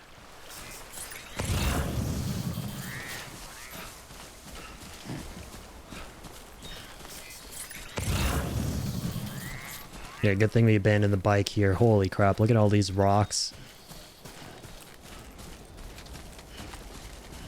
Deck is actually our best friend here. It's one of the rare times I'm actually using it to make sure I'm not going over any of the red spots.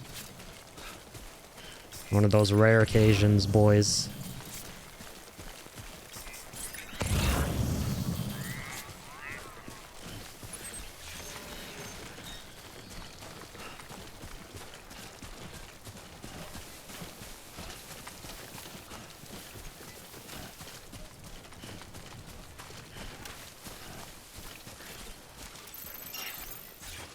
$300, almost there.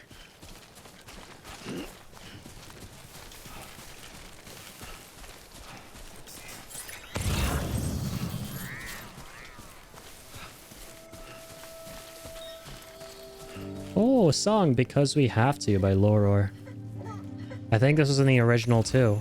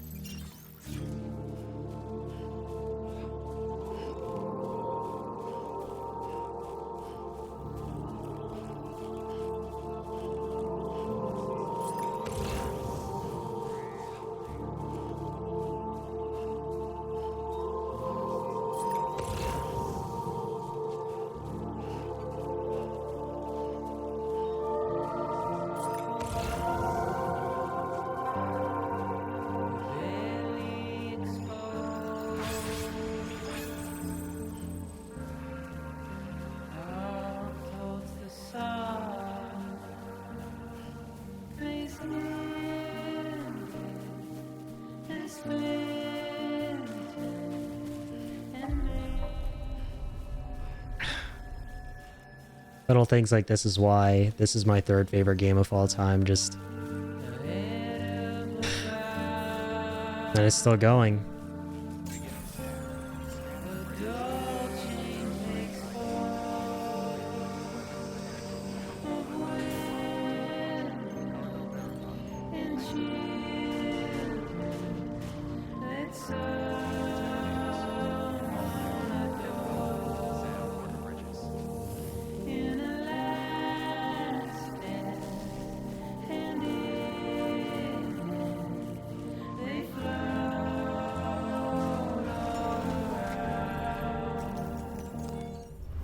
That was beautiful.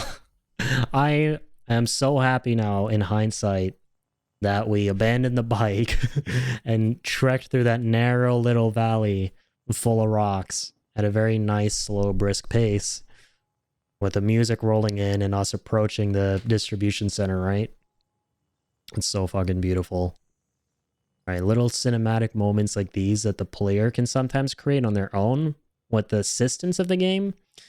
It's just what makes this my third favorite game ever, man. One of the millions of reasons why it's my third favorite game ever. Love it.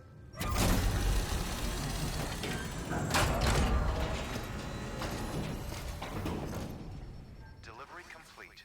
Displaying performance evaluation. Because this would have been, I'm just thinking about this. This moment would have been super goofy if we just came in on the bike and we didn't leave the bike at any point. The song wouldn't have hit as hard as it did. I feel like the moments where the songs truly kick in are when you're like carrying the cargo yourself and trekking across the land. That's how you're intended to listen to the music. The hell do you think you're doing, Bridges? That network you're building is carrying some nasty stuff. Stuff nobody would want anywhere near them. I thought you people would have figured that out by now. We want no part of your chiral network or the UCA. That voice. Is that you, Mama? You hit your head there, Mama? Yours is no kind of mother. All right. Enough games, Mama. I don't He think doesn't realize they're twins yet. Mountain Knot City is telling you and the UCA to take a hike.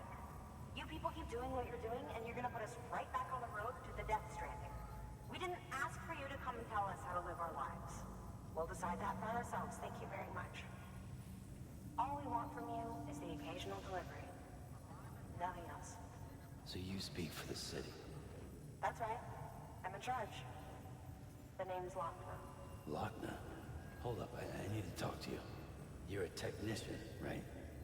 Look, go home and don't come back. Listen to me, damn it. I need your help. But we don't need yours, Bridges. You're only making things worse. Damn. Sorry you had to deal with that, Sam.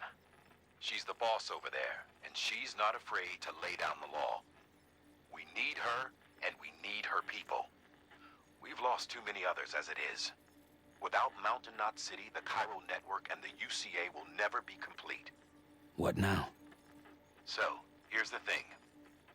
Sam, Lochner is Mama's twin sister. Former Bridges 1 went west with the others. Second group, just like Mama. Mama's not her real name, of course. That'd be Malingen. Such a beautiful name, Malingen. Scientific geniuses. Lochner and Mama's primary Malingen. field of expertise is applied physics. Lochner's is theoretical. Mama designed the Cupid hardware. Lochner, the software. That's so cool. They said they could converse over any distance. Said they had a special bond that led them. I don't know how that's possible, but I'll tell you this. There wouldn't be a chiral network without them. They were so close that some said they were like one person in two bodies. Might be why they were able to develop the Cupid. But they had a falling out after Malingen's accident. Lochner left Bridges and cut off all contact with us. I don't know what happened between them. But if we don't bring Lochner around, our plans to make America whole again are finished. Not that I'm asking you to stick your nose in their personal business. Though if you did, it might help us figure out how to bring Lochner around. Which would be great, because our plans to make America whole again are finished without her. In the meantime, if you've got any bright ideas, Feel free to give him a shot. Sweet. Good work. I love how unique oh, the music is still going. What? This is so cool. I love it. I'm not sure if it's even intended to, right? Because most of the time when it does a dun dun dun dun when you approach a distribution center, like that sound effect kicks in, the music ends. So it's kind of cool that it's still going on. Welcoming surprise. But yeah, what I was gonna say was, yeah, the characters in this game, man, they're so goddamn unique and original and interesting, right? Like the concept of there being twins who one is like really good at the hardware, the other is software, and they're like two geniuses combined into one, and like they can both somehow telepathically communicate, but not really. It's just really gripping, compelling stuff that I feel like Kojima is just really, really natural at coming up with, you know? And it's one of the things I love about Metal Gear Solid as well. You notice so much Metal Gear DNA in this, and the way that Kojima writes the characters and the storylines and the plot lines and their dynamics and relationships, however wacky they may be, right? They're just very entertaining to follow and oftentimes very touching as well, which in the case of this game, no pun intended. Yeah, I love it though. So here, this is a wacky part of the game in that if you're doing it for the first time, and this happened to me twice. I also forgot about this on my second playthrough, which is what to do here after you talk to Lochner, and she's like, yeah, GTFO, you're not connecting us to the UCA, bitch. So then you're like, okay, well, what do? I came all the way here. What? I went through the terrorists. I carried a bomb. What? And like the game doesn't tell you where to go. The first time I had to look it up and found out what to do. And the second time I played it, I couldn't remember what to do, but now I finally remember. And you've been doing it quite a bit. It is to check our mail. You will get a mail from... not this dude, from Aaron Hill. Called, would you speak to Mama for me? Good news, Sam. That antimatter bomb should stop the tar from spreading. Thanks for that, you really saved our bacon. Like? I wasn't able to connect the Cupid, though. Lochner stepped in to stop me. She might not be in Bridges anymore, but she still calls the shots around here. Wasn't much I could do after that. It's not like I could ignore her. You know, she's changed a lot ever since Mama got caught up in all that terrorism stuff. Stands to reason, of course.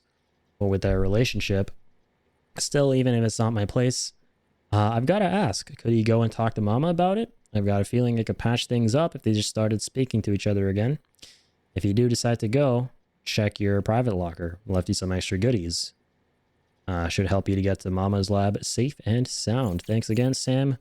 Thank you, Aaron Hill. Wait, did you just get 29 likes from him too? That's crazy.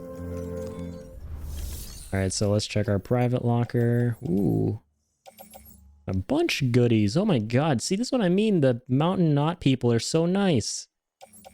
Not only is he being a friendly, supportive, morally uplifting NPC guy, he's also providing us with all these goodies in our private locker. Let's go. Okay, let's not get too crazy just yet. Let's actually give away the stuff we don't need. We can't. Yikes. That's okay. Grab all of you anyway. We're good.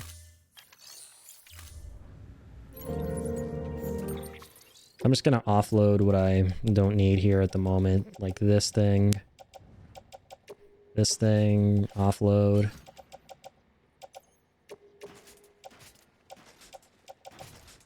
Attached to boot clip. How good are these, by the way? Greater durability than Bridges boots level 2, but then are they as good as Bridges boots level 3? I have to wonder. I don't know. We'll try them out.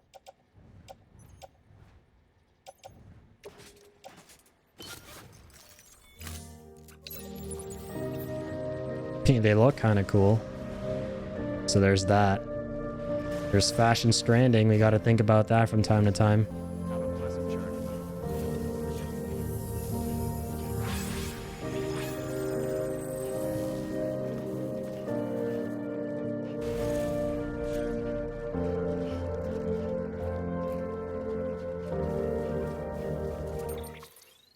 We could, if we wanted to,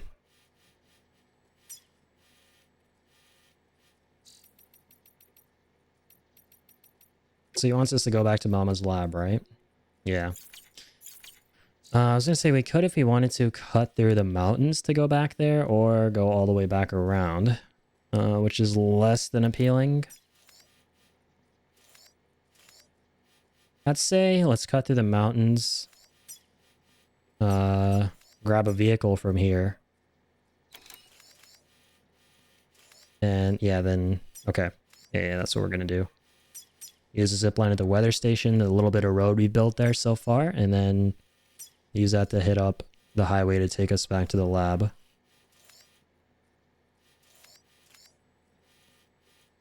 I mean, quite a few BTs, though, crawling around here. But I do want to find the first paver to build the highway here.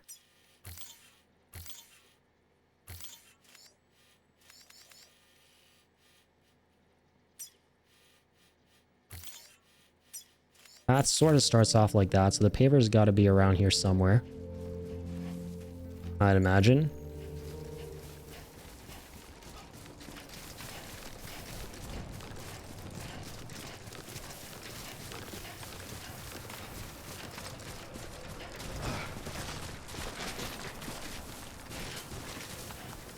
If I were to think about it logically, if the road were to come all the way to this distribution center, or to Mountain Knot City, it would come from sort of the side, meaning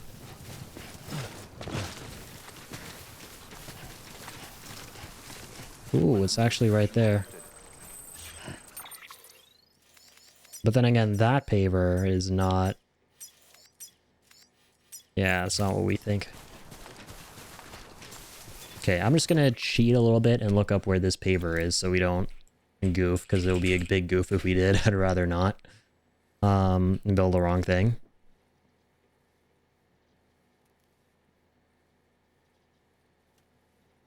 New Mountain Knot Road.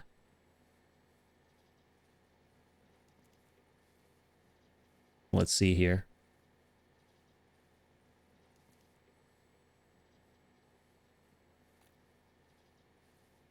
Mountain Knot City. Right, so it's kind of like there's one here, and then there's one... Okay, it's right here at A5. Gotcha. Okay, okay. So you gotta build this one, and then the one at A5. Okay. Cool, let's unfog the one at A5. And then is there any other one between A5 and this one? There is, actually. And I'd imagine we're gonna come across that one soon.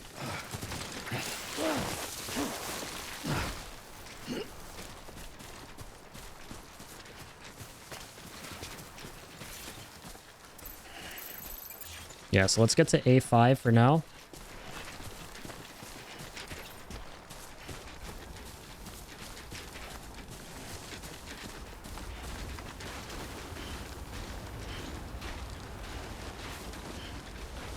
Oh yeah, that place is crawling with BTs over there. Honestly, we're so close to that territory right now. You can see the strands, but hey, I just realized it's our first time in snow on this playthrough. Let's go. The Mountain Man Sam saga begins.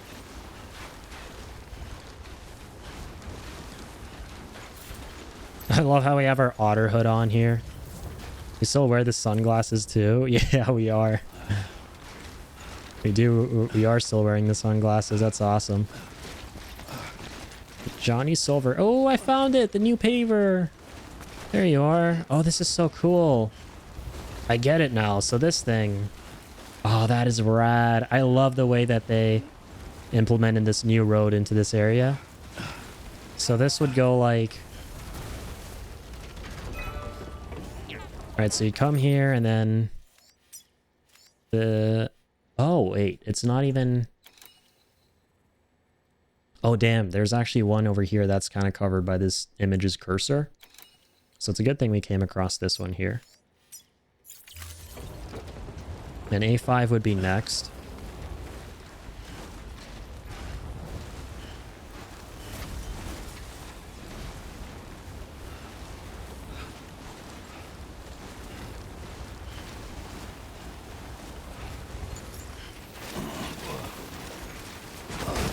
My bad. I looked away for a second at my stream output and I forgot to balance. Yikes.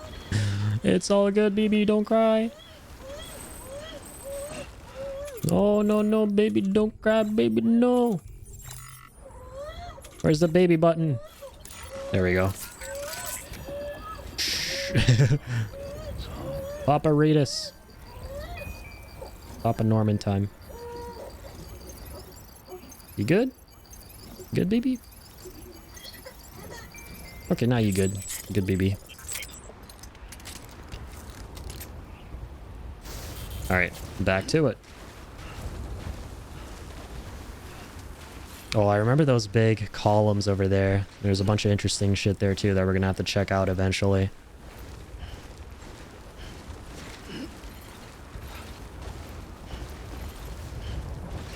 Oh, what's that?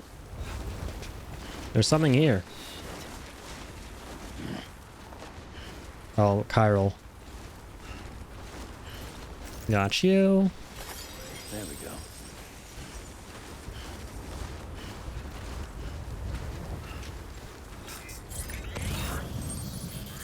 Oh man, I wish we had the terrain skeleton that allows us to go through the snow at normal walking speed, because this is going to be grueling right now. Going through snow at this pace. It's all good though, we'll make it work. And we found the next paver. Beautiful. There we go. 1 year A5. Fantastic. How expensive is that one to finish? Hopefully not too bad. Oh my, what?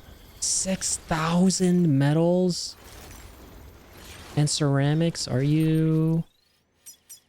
Whoa. Sheesh. Yeah, because knowing what happens next in the story, having these roads will be hella useful.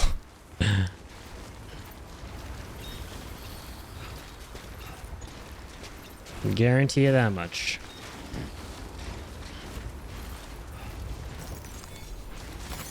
Nice.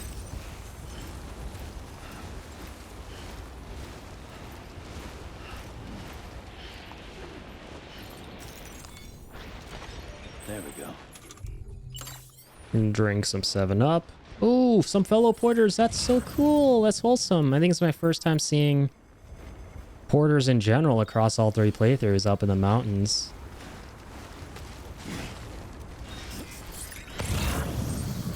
I'm Sam!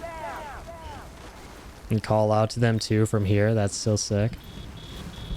I love how organic and lived in this game feels, despite obviously, ironically, not being a lived-in game, right? Everyone's in heavily constructed cities underground, but it still has a very immersive kind of lived in and like feel to it, if that makes sense. Like there's stuff happening off screen that you don't see when you're only playing as Sam, like these guys making their deliveries and stuff. You always get that impression, which is a great feeling to have in a video game like this. Nope, I don't need your smoke emitting decoy cargo, buddy. You're good, just finish your delivery. Can we hack their thing if we wanted to? No, I don't think we can. That would have been hilarious, because you just unlock the ability to hack Audra decks, right?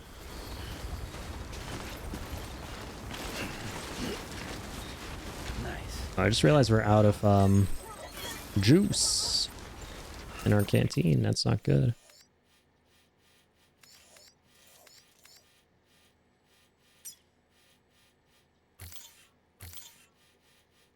All right, continue to plot some routes here. And that should be good. Just want to make sure we know where that last one is. Yeah, we got A5. So where's this next one that is showing here?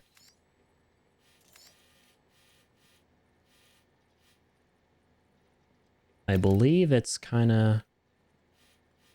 I'm not sure. We'll find it. We'll find it. We'll figure it out.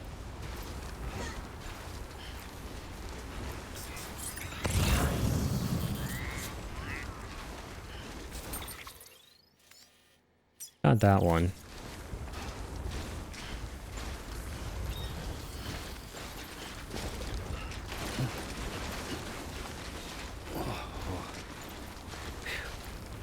Come on.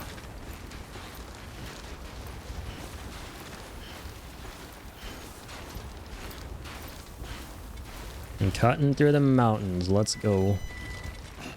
God damn, we don't have any water left though, or monster left. We're thirsty. Only 5 milliliters. Make every drop count. Oh, yikes.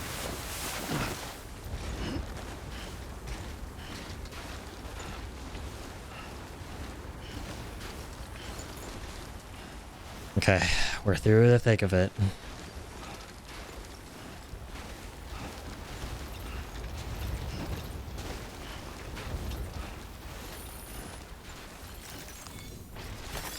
There we go. And pick that up. There you go. Come on, Sam. Don't let up now.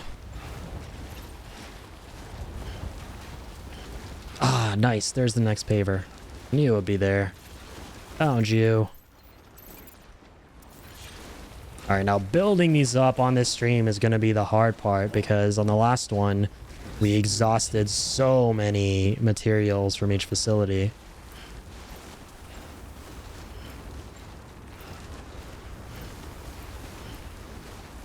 To build the roads leading up to the weather station, right?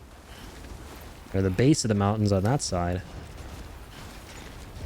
Let me just look up real quick though, by the way, when we earn trucks. So I really feel like we should have them by now.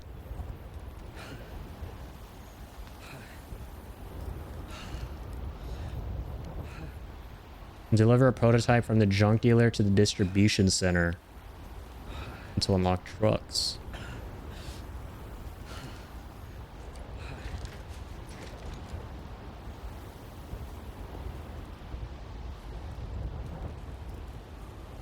Okay.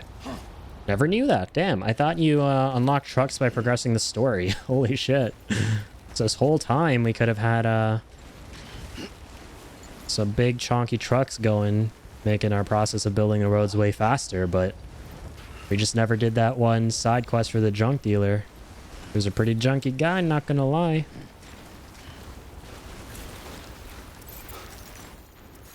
So let's go back and do that, I guess. Hit up all the metals and ceramics we can that way, right?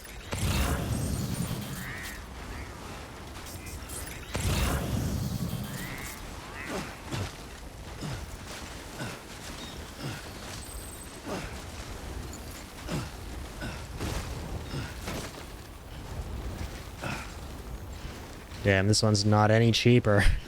3,000, 6,200, 6,930. God damn. Okay, these are gonna take a while to build. And there's quite a few of them too, right? There's like... How many? Let's see. 1, 2, 3, 4. Yeah, 4. God damn. It's gonna be rough building them. Yikes. But we'll do it, I believe. I believe in us. That's a close one.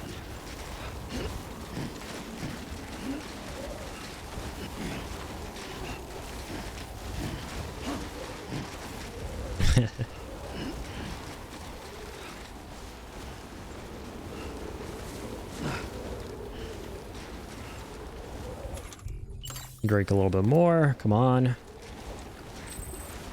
Even though it's barely anything. Oh shit, there's one last paver there too.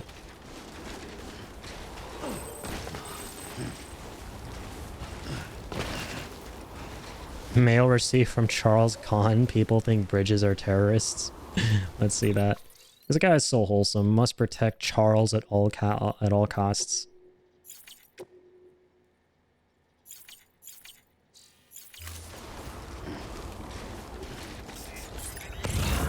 Did a pretty good job characterizing these preppers and NPCs and facility workers. Oh damn, now it's saying we're really far from our boots. Even though it's been a while since we dropped those off, right?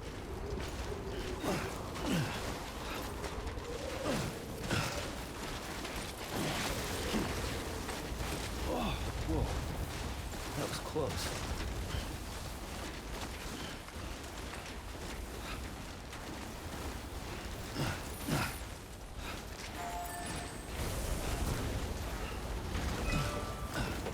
Okay, sweet. So now we've got this paver.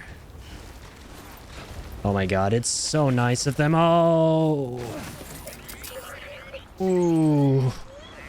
How did we live through that fall? What? Holy hell. Yo, Jesus. I'm not even gonna complain that we survived that, man. Like, can you imagine if we died there? Like, this took a long time to get through all this. Yo, I'm honestly gonna save. Given how long it took for us to trek through all this shit. I'm just gonna save right now.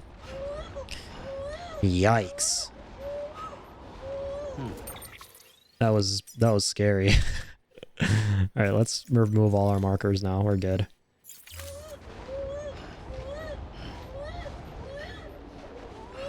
It's okay, BB, don't cry. Oh god. It wasn't that big of a fall, even though it totally was. There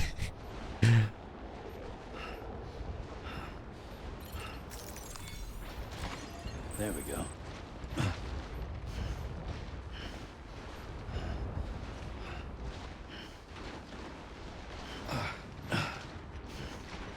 I wish you could just surf down this hill. Oh, I like this song. Once in a long, long while.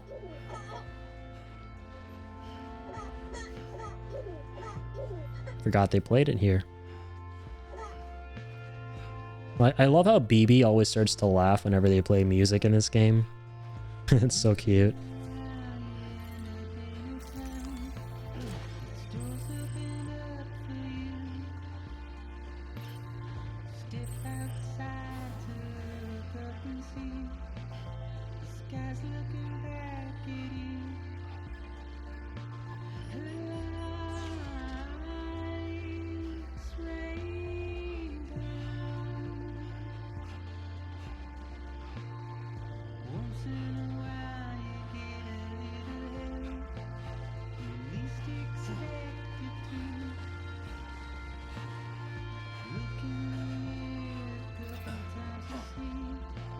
And here we are, we're back.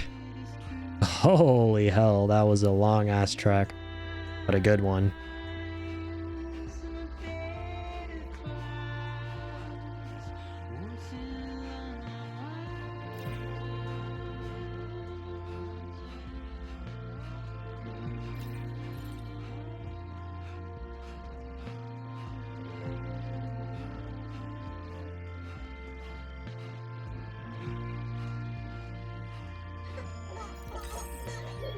That's cute. Baby enjoyed a sprint. 3 likes received. It feels so weird to run on roads like this.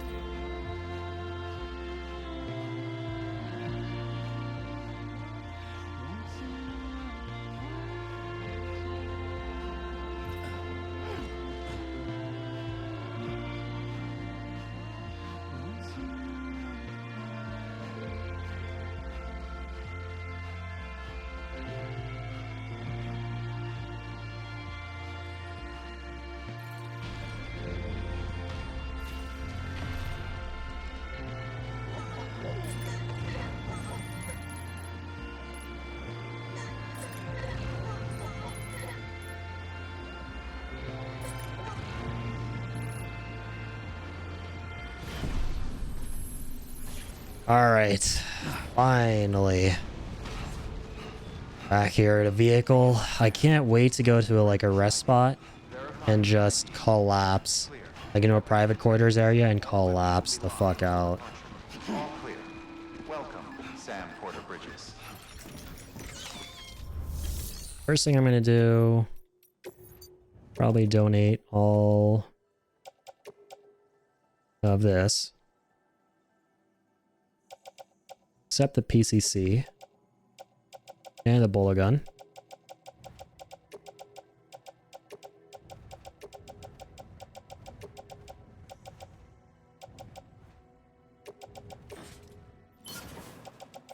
We're gonna get a bunch of likes.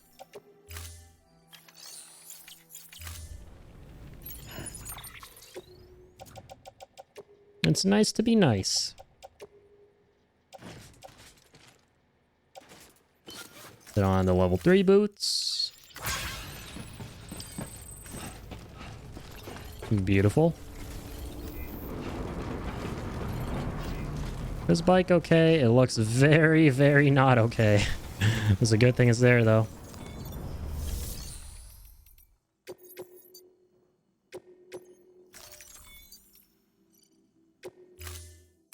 Now we have this main order here too, so we're gonna do this.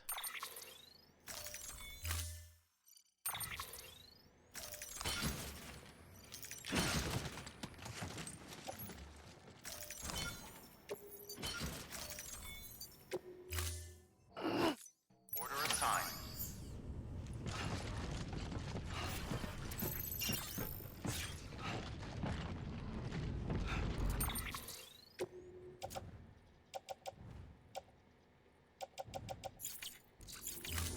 Forgotten you have to carry this much just to build a safe house for this mission. God damn.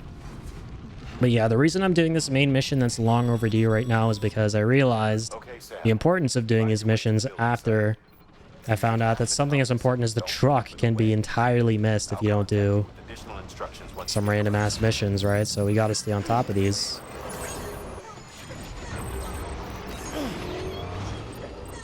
Oh nice, someone built an online zip line. Huge.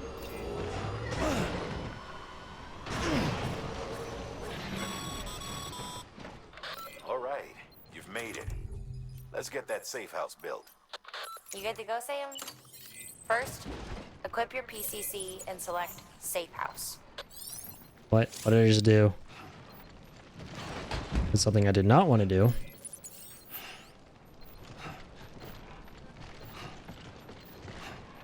Get away from the vehicle. There we go. PCC level 2. Oh, the cargo's too heavy. God damn. That's why we can't use anything.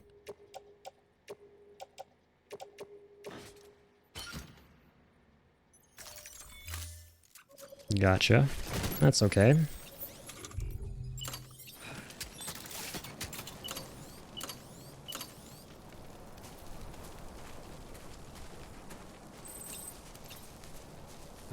Here we go. Okay.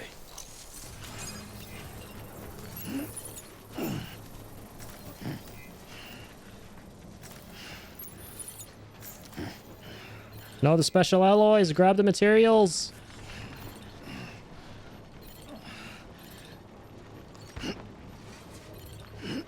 What's gonna happen to that? Okay, nothing, thankfully. Sam, you'll want to get those materials over to the safe house sooner rather than later. I know, I know. I'm doing it.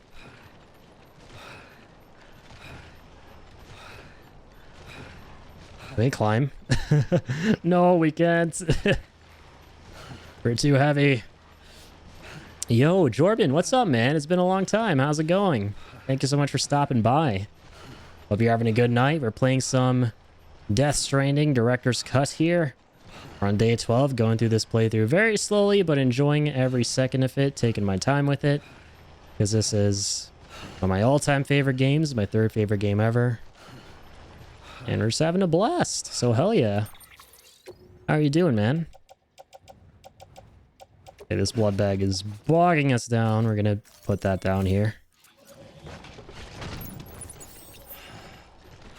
Okay, that is not what I wanted to do. Put it down. Put the cargo down. Shit. All right, here we go. Finally found my passion. I've been a plumber the last few months, and it's been fantastic. That's awesome, man. Good for you. I'm really glad that you found what you love doing, man. That's awesome. How have I been? Busy. So I'm in my final year of college now, doing game design stuff.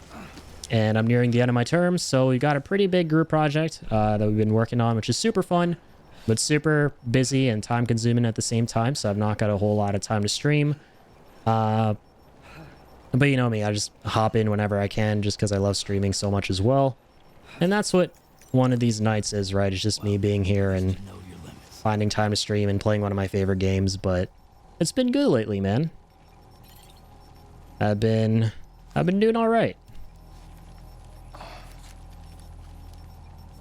Man, you fucking got this. Congrats. Can't wait to hear that you graduated. Thanks so much, man. I appreciate that.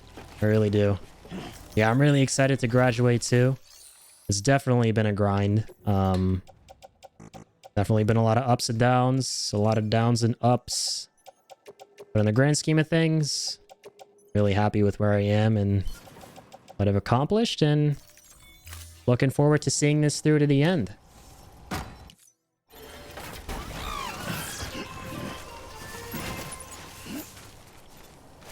Okie dokie. Oh, damn, that's true. We put 2 for special alloys on the bike. Let's go get them. That's 1. That's 2. We're building a pretty big safe house here. What do you plan on doing after you graduate? Too many gaming companies in Canada? That is a good question. I'm probably going to take a year off. Just to do my own thing for a little bit. Because I definitely do need a breather. I'm not in like an insane hurry to find a job or anything like that. Because the thing about me is I was so hyper-focused, and I mean, this is a good thing and a bad thing. I was very hyper-focused on getting through the program and focusing a lot on doing the assignments and doing the work and stuff like that. That I kind of didn't look a whole lot or spend a whole lot of time looking at jobs and careers and stuff for after I'd graduate and making the connections. Which is a really important part of uni or college, which admittedly I didn't really do too well in, like the connections aspect and trying to look for ways to get jobs and stuff. So right after I graduate, I'm probably going to take a little bit of time off to explore where I can apply my skill set and stuff like that. Maybe work on a couple projects by myself, make my portfolio better, because I'm not going to lie, my portfolio is kind of dog right now. It's not that great. But, you know, I'm getting there. Do you live with your folks still? Sorta. Yeah. Well, because COVID happened, I live in their house with my brother. But my parents live between 2 countries. So they are currently not here right now in Canada. And it's like difficult for them to come over here because of COVID and travel restrictions and stuff. But my mom actually came here recently to visit, which was really nice. So I sort of live with them, but I don't at the same time. I mean, we're kind of taking care of their house in a way. It's like me and my brother living in their house. But my plan overall is to... Wait, what do we got to do now? Yeah, sorry. My plan overall is to eventually get my own job and become financially independent and then get my own place. Yeah. And start cooking from there. Well, at least you got shelter, so you don't got to worry about having to move out super fast after college. Yeah, exactly. Yeah, I am in a very, very privileged position, and I'm very, very grateful to my parents to be in this position where I don't have to worry as much as other people do, because I know it's really hard out there for a lot of other people, and how they're very pressured by time and circumstances to go out and find things immediately, right? So I'm very blessed and privileged to be in this position where I don't have to really worry too much about that, and I've got a roof over my head and a wonderful life that my parents have been able to give me, right? So yeah, I'm not in a dire need to go out and immediately find a place or a job or anything, but that's not to say that I'm not trying to be on top of it, right? I really am trying to, as soon as I can, get my own thing to do and become independent for myself, you know, working hard to get there. But I am very blessed and very privileged to be in a situation where I can kind of do things at my own pace, you know, which I don't want to take for granted. Like, I realize a lot of people don't have that luxury, and it's something I'm just really grateful to have. A lot of parents are super hard unnecessarily on their children, if you know what I mean. Yeah, I definitely know what you mean, man. I'm just very, very blessed to have parents who work their asses off to give me and my brother comfortable lives where, yeah, they really did teach us the value of hard work and money. But at the same time, they made it so that we could live lives where we didn't have to feel like we were in a pressure cooker every single day, right? And that we could have the luxury of being able to do things at their own pace. And so, yeah, man, I'm just very blessed to have that kind of a life.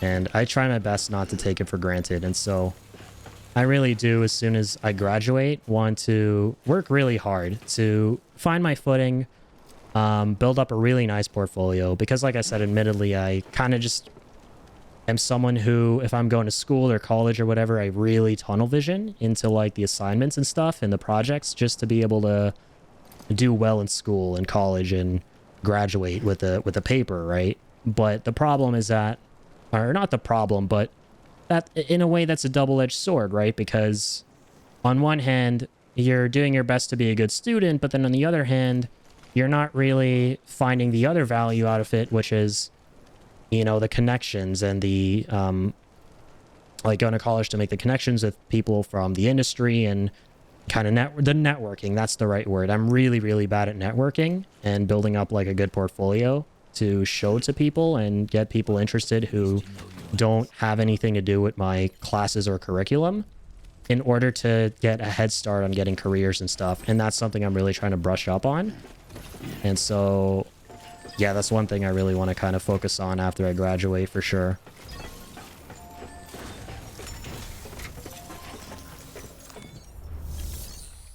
But yeah, it's going good. That's the toughest part, IMO, the networking. Yeah, exactly, right? Like, for me, it's a combination of things. One, it's the aspect of, yeah, like I said, like working really hard at just doing the assignments and stuff and not really, and like just tunnel visioning myself into that and not really focusing on the networking shit. But the other side of it is I'm someone who naturally has a lot of social anxiety. Like, I'm not a people person. And it's just very hard. I'm just a very, very shy and socially reserved person, IRL. So it's hard for me to naturally want to gravitate towards networking. And that's something that, like I said, I'm trying to work towards overcoming. Because eventually, you just got to go out there, right? At some point, you just have to take that leap of faith and get out there in the world if you want to get ahead. So, yeah.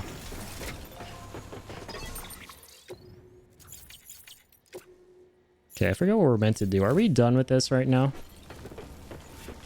Can you upgrade it? Are there any materials here I can get? Not a lot. Oh, well. Oh, let's definitely rest, though, right? And repair our bike. So you gotta refill the canteen. Let's go. That's one thing I found difficult about being a plumber. So like I'll go to do a job and I'm like, oh god, I gotta talk to another person. Yeah, man, that's relatable. That's one of the secret upsides to the lockdown and working remotely, right? As much as it sucks, right? How much of a wrench COVID threw into the world. The one thing it did create was like a sort of environment for introverts and a lot of socially anxious people to thrive in. And I'm kind of one of the examples of that, right? Where now, because everything is remote and I kind of work in or study in a program that allows you to have that luxury of working remotely, right? Like programming and software stuff is like my brother, for example, he's a software engineer. And ever since COVID happened, he's literally never met a single person for anything work related. He's only ever been at his computer. He just gets out of bed, goes to his computer, does his work, gets paid, and that's his life day in, day out. He doesn't have to ever deal with another person until this whole thing blows over, right? So the one little upside, I mean, I don't want to sound like this is a good thing, right? Like the situation of the world, but I guess you could say like the one sort of thing that makes working better in some areas and for some people is the fact that you can just do it remotely, right? Because with things like coding, game designing, you know, software engineering related, you don't like anything computer related, you don't gotta worry about like working in person with people, as important as that is, right? Like at the start of COVID during lockdown and stuff, like last year when everything turned to remote, I was very optimistic about working remotely because I'm like, hell yeah, now I can just like get out of bed, work in like the comfort of my room, and you know, not have to like worry so much about like dealing with other people and getting really anxious around them. But as time has gone on throughout the pandemic, I've sort of matured a bit with that mentality, and now I'm no longer like, okay, it's comfortable to work in this setting. I mean, it is, but at the same time, I recognize that, you know, the human to human aspect is still really important, and you know, eventually I'm gonna have to go out there and meet with people, and I don't really want to lose that ability to network. I mean, I never really had it to begin with, but I don't want to completely atrophy it, you know, like completely just not like just lose the ability to socialize when I don't already have one. Like I recognize now that that's a potential danger, you know, when everyone goes back into society. But yeah, for like the most part, it's been comfortable for me working remotely. But yeah, that's one thing, is that I'm hoping that when things go back to like normalcy for at least my sphere, because a lot of things going on in my life right now with my program and whatnot, almost everything is still remote where I am. And so I'm hoping that when things go back to normal, right, that's when I'm really going to start to realize, okay, now I've got to actually go in on the networking stuff. And I'm hoping I haven't completely lost that skill from that wasn't really all there to begin with for the most part, just by being at home and working remotely. But yeah, it is what it is. All right. So yes, let us drink Bridges energy, get energized.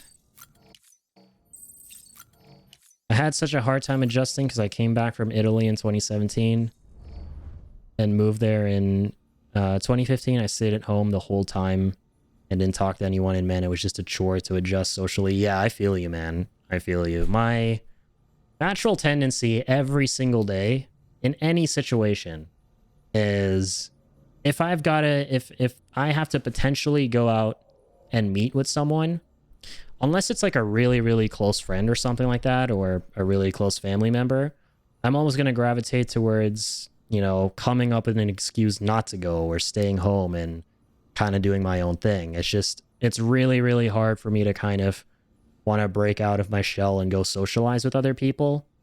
Unless, like I said, they're very, very close. I'm just a naturally very uncomfortable person around, or I just feel very uncomfortable around people who I'm not super familiar with or not familiar with at all, which I'm not proud of, right? I mean, like, I don't want to say, oh, I don't like myself, right? I'm fine with who I am, but there's some situations where I just go like, fuck, man, like, why do I biologically just freeze up around like these people? I have no reason to be worried or socially anxious, you know, like social anxiety is honestly a bitch sometimes because there's no reason for it to be there, right? Like there's no reason for you to be afraid in those situations, but I just like become like that naturally, you know, and I hate it. I hate it. I mean, it's a part of who I am, right? I accept myself. I love myself. But goddamn, that's one thing I gotta work on for sure in a lot of situations. Dude, I'll literally... Okay, what is happening right now? Why is Norman Reedus leaning back and not wanting to go out the door? Papa Reedus. Let's get our cyberpunk sunglasses on right now. Let's get some swag. Lock the cyberpunk sunglasses earlier on the stream. That was so cool. I want to change the color of the hat, though. Now that we have these sunglasses, just get a better color scheme going. Where's the customization? There we go. Dude, I'll literally practice what I'm going to say to people in my head, and when I try to speak, it's, yeah. Dude, exactly, man. For me, it's like the worst part about that, I can relate to that so much, is I'll be out there in a social situation with someone, like during a conversation or whatever, and they'll be speaking, and I'll do my best to listen to what they're saying, but then my brain overrides the listening part and goes, okay, now we have to think about what we're going to say next. And like, I have this crazy elaborate equations floating in front of my face from like Hangover 1 kind of like thing going on. And what happens because of that is I zone out and stop listening to the other person. And I hate that because it feels like it's so disrespectful. Like, because my mind just overrides my ability to listen and goes, okay, now we've got to really overthink what we're going to say to respond to this person. And by the time I'm done overthinking what I'm going to respond to them, I haven't even heard what they've said because I stopped listening because I'm overthinking what I'm going to say back to them. So I'm overthinking a response, and then I've overthought the response. I don't even know what the response is because I haven't even heard what they have to say fully. It's honestly so dumb. It's honestly so fucking dumb. I think you might have ADHD. That's what I have. Possibly, yeah. I would not be surprised if I did. I get very distracted very easily. It's hard for me to... I think isn't one of the like biggest symptoms of ADHD like the inability to like sit still? Like you physically cannot, for a prolonged period of time, like sit still and focus on one thing. I think that's one of the biggest symptoms of it, right? I definitely have that. At least the symptom, you know? Like I cannot... It's physically impossible, man, for me to like sit in one place for a long time without having some form of stimulus, you know? Like my thumbs are constantly doing something. I'm constantly like rapping the desk or like tapping the chair or something. My feet are oh my god, my knee impulsively, it's just like a tick, it just keeps on like tapping up and down. I cannot sit still. Yeah, like if you try to sit still, you feel anxious, like I have to shake my leg or I get overwhelmed. Yeah, exactly. The same thing happens to me. The thing that happens to me in specific is is the knee thing. If I'm sitting down for too long, it keeps on tapping up and down. Or if I'm standing up, my shoulders keep on like, I get super, super self-conscious. That's another thing. I get very self-conscious of, okay, like, what am I doing with my thumbs? Like, am I standing straight? Is my posture okay? Like I have to overthink 1,000,001 different things about, like, my stature, I guess you could say. Yeah, like, about how I'm carrying myself. Which is, yeah, it is not normal levels of, like, brain thinking about things. It's, like, crazy levels. Well, that is a very red hat. I'm going to change to... If we have red shades, let's switch to like a... Let's try silver first. Maybe that'll be cool instead of going black, because black's kind of boring. And a black hat a lot. Okay, no, nope. This is just too tacky. Going back to the fashion shelf.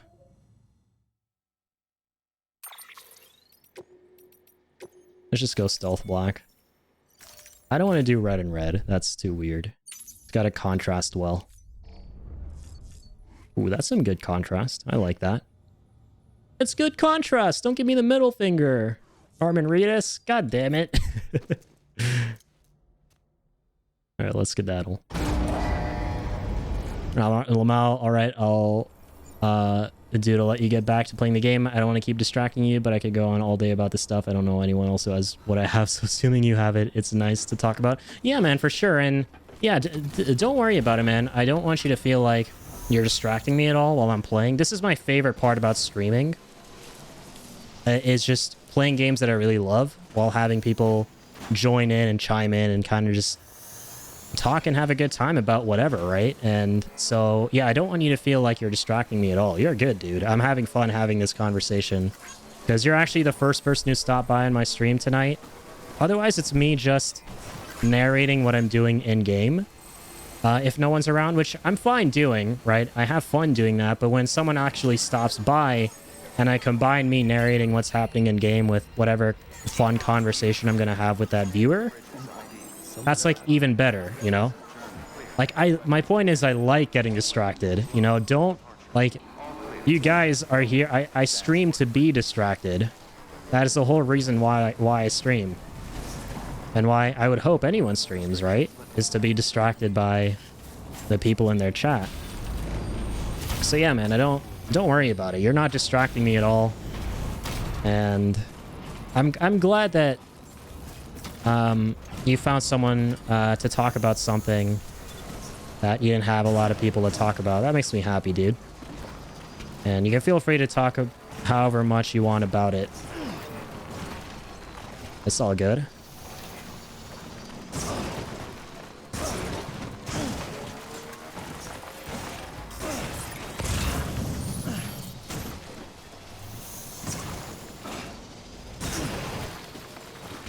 Alright, where did I just go? Where's the zip line? Oh, there it is. Found it. Sick, dude. So how long have you been playing this game? So this specific playthrough that we're doing right now, I've been doing since like the end of September. I know it's a pretty long time, but it's not like I've been streaming every day or anything. I've been very infrequent with my streams because I've been very busy. It's like a week or 2 or 3 between like each stream I do. So we're going through this game very slowly. And we're like on day 12 right now for this playthrough. Like the way I like streaming on Twitch is I stream one game at a time. It's impossible for me to do true variety streaming, which is like playing 101 different games at the same time. I literally cannot do that. And I envy the people who can. But like the game overall, like not just this playthrough, I've played before twice because I just really love this game. I played it when it came out back in 2019 on the PS4. It's actually the very first game I streamed on Twitch, by the way. Fun fact. I streamed this back in November of 2019. It was like the very first game I streamed ever on Twitch. And I didn't save any of the VODs back then, which is kind of sad because one of my favorite things to do is save all these VODs to look back on later on. And then I actually did a second playthrough of this game on PC when it got re-released in the summer of 2020. I'd taken a big break from streaming then, so I played that entirely offline.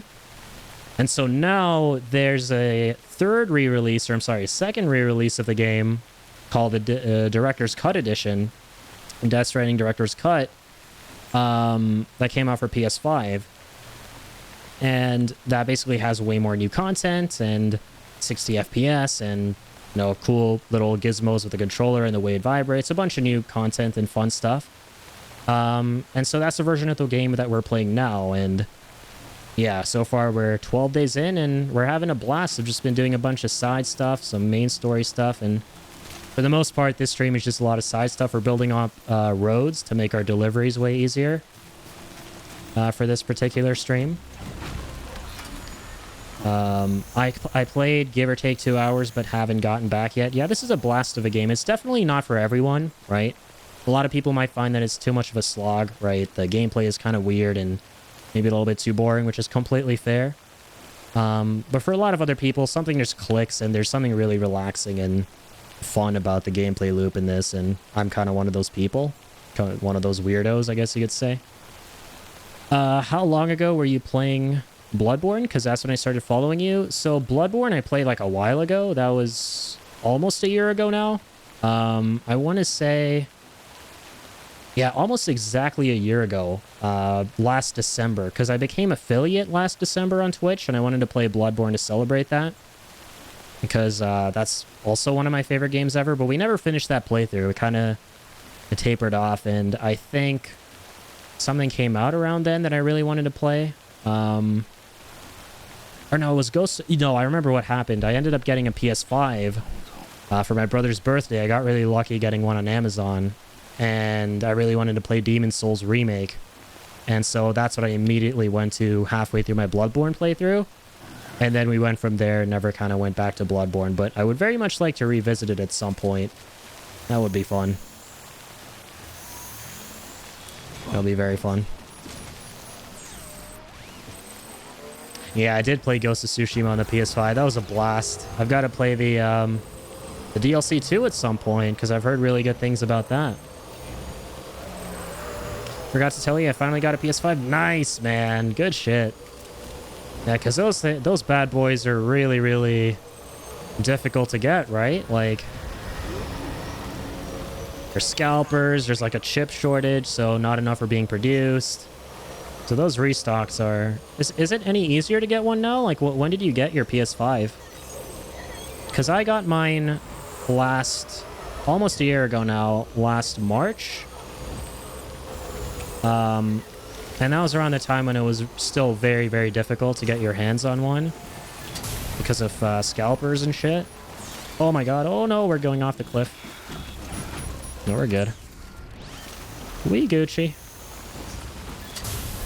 Just repair ourselves.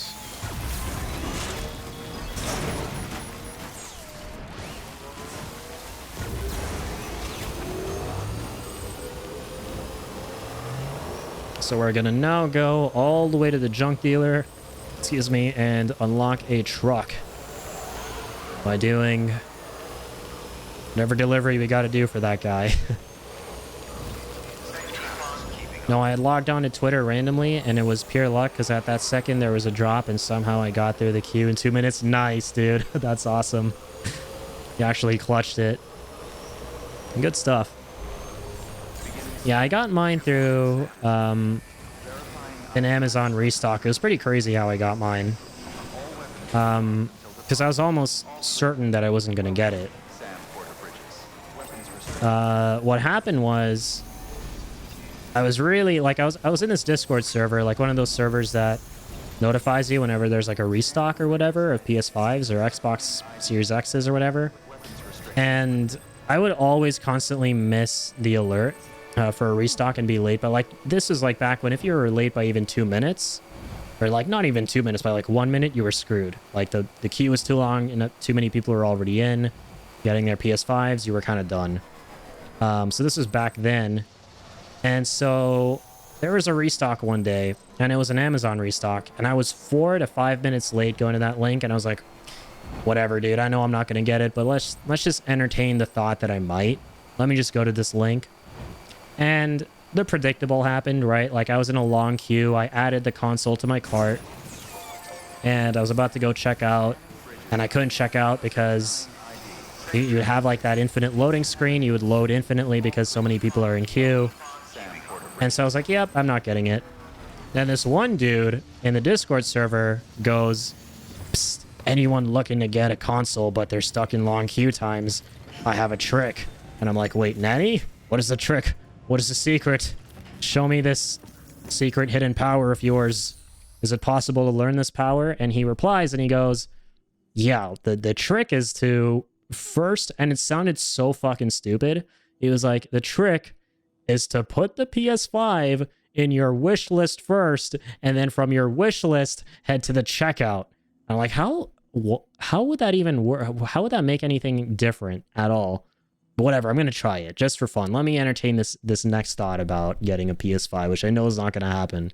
So I added to my wish list, and I hit checkout. Dude, there's like not even like a load time. It's just instantly, it's like, order has been placed. Your PS5's coming in like 2 days. I'm like, wait, what? That actually worked? Like, there wasn't even a load time. I just straight up went to like wish list. I know, right? It just sounded like such a troll. I was like, yeah, this is not going to work, but I'm just going to try it for like the hell of it. And so I tried it, and dude, you didn't even have to wait through a queue or anything. It was instant. It just went directly to like the order placed thank you screen. And I'm like, and I still was in denial that I got one. I was like, okay, I'm expecting to now have some dude drop off like a big cardboard slab with like more cardboard inside of it tomorrow when I go to my front door. And for a second it looked like that because a PS5 is a pretty big cube type box, right? It's shaped like a cube almost, like the PS5's box. It's pretty tall and like it has like a lot of width to it. And the package it came in was very slim. And so I go outside and I bring the package in and I'm like, yeah, there's no way. I've been ripped off. And I open it and I'm like, oh fuck, it's the PS5. I've got to go get some like gift wrap for this shit. And like the best part is it came on my brother's actual birthday. So, and I wasn't even expecting to get it around then. At that point, I was like, I'd given up even trying to get one for his birthday. And I was like, yeah, I'm just going to try and get one in general at all if I can. And so I wasn't even shooting for that, but I ended up getting on his birthday. And I was like, yep, I had this planned all along. Here's your birthday gift with Demon Souls. And my brother was fucking ecstatic, dude. He was elated because he loves Soulsborne. He loves all those kind of games. And so do I. I fucking love Bloodborne, but for some reason he doesn't love Bloodborne. Blasphemy. He loves every Souls game except Bloodborne. That's actual blasphemy. So he was literally so excited when he saw like Demon Souls in that. Because I gift wrapped it and everything. I went to like the drugstore and got some like gift wrap. That was awesome. That was some 10 out of 10 shit. I'm so fucking excited for Elden Ring. I know, right? I'm like really hoping to stream it after this maybe, because I'm far from finished with this game and I'm taking my time, and knowing the pace at which I'm going, really hoping to stream that after this, because I know the network test was out and everything, but I didn't see a lot of gameplay. I really tried my hardest not to see gameplay of it, because the thing with me is the more I see gameplay of something I'm excited for, the more excited I'm going to get. And the more excited I get, the sadder I am that it's not here yet. And so I'm like, yeah, I'm just going to wait. But my brother saw a lot of the network test. He watched, I think, Maximilian Dude's coverage of the network test on YouTube. And apparently it's very, very good. And I saw a bit of that too. And I'm like, yeah, okay, holy shit. I'm hyped. I'm so hyped. I saw the trailer and a little bit of the network test, but not too much. Not to get too excited, but even just by seeing that little smidget of being able to like ride through the world with a horse, you just spawn out of thin air, and how they've taken the Soulsborne formula and have now shoved it into a beautiful open world setting. And then some. Oh my god, dude, this is the stuff of hype. I got denied for the network test? Fucking scam? Shit, dude. That sucks. What happened? How do you even... I honestly don't even know the process for getting into a network test. You have to, like, sign up for it, right? Did something happen in the sign-up process?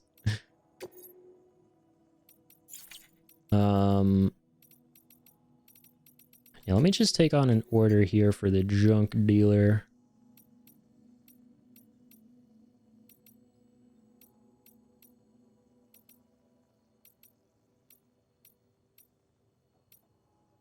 Oh, we don't have one. Shit. It's all good. We shall spawn in long-ranged bike.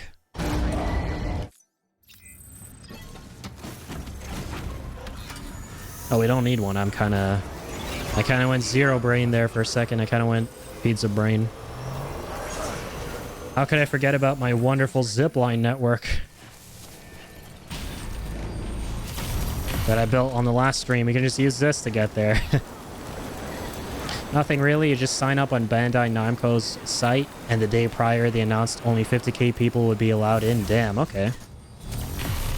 Oh, so it's only 50k people. Shit, that's not a lot. So is it like 50k people overall, or like 50k people like on a daily basis or something? There's no way it's like 50k overall, right? No way, it's actually overall. So damn, you've got to be one of the lucky few to like... That's like getting a PS5 or some shit. You've got to like immediately sign up for that, right? I'd imagine. So I'm guessing like you weren't like fast enough to sign up, or like... I don't know a single person who played it. Yeah, that makes sense. Damn, I didn't know it was like that, where it was only 50k people who could sign up for it. I thought it was like a beta open to everyone kind of thing. That makes a lot more sense. That makes a hell of a lot more sense. Verifying ID. Clear. Weapons detained. All weapons will be locked until departure. All clear. I'm gonna turn my AC on real quick. There we go. I was so pissed. Yeah, I can imagine, dude. Honestly, though, I like... You telling me this, that like only 50k people could sign up for it and it was hard to get in and it sucks that you didn't get in. I'm not gonna lie, it makes me all the happier that I didn't like bother looking into like how to get into the network test because I was already pretty adamant about, okay, I don't want to like get my hopes up too high, right? Like I don't want to get too excited because then I'm going to be sad that it's not here yet. So that's why I don't want to do the network test. But then imagine if I went against it. I was like, okay, fine, I'll do the network test. And then I tried signing up for it and I got into the same kind of situation as you. I would have been even more gutted about like the game not, you know, being here already and not being able to access it. I would have been like even more pissed. So I'm honestly glad that like, I'm honestly even more glad that I didn't go for that network test now, knowing how hard it was to like get in. I just want the real deal at this point. And honestly, we're not too far off. It is, I did hear it got delayed, right? Like, when is it coming out now? Let's look that up. Elden Ring release date. February 25, 2022. Damn. Yeah. Because I remember it was like January, right? Elden Ring original release date. Yeah, expected in January. January 23rd. Yeah, it's delayed by a month. That kind of feels bad, but I'm sure it's for a good reason, right? In this day and age, I can't be mad about delays as much as I want the damn thing. I'd rather a polished game than one that was just thrown out the oven too early. When it's not too far off, like I said. Time's speeding up. Time's going by fast.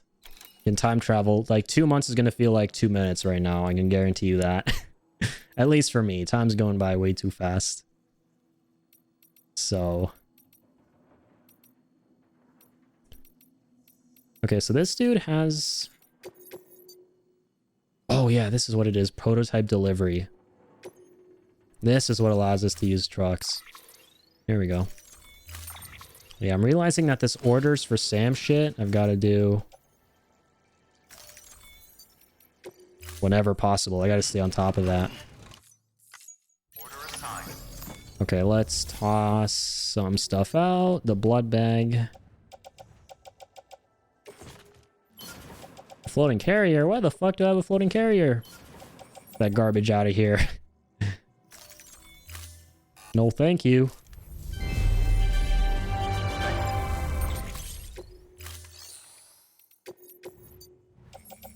Anyone leave behind anything cool? Doesn't look like it. It's all good. Are there any standard orders I can take to distribution center? There are. Weather station. South Knot. Did I set up a zip line near the film director? I cannot remember. Do not remember. I did not. Okay. Not to worry.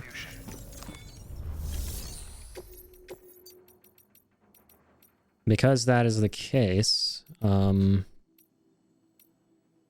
take one distribution center thing.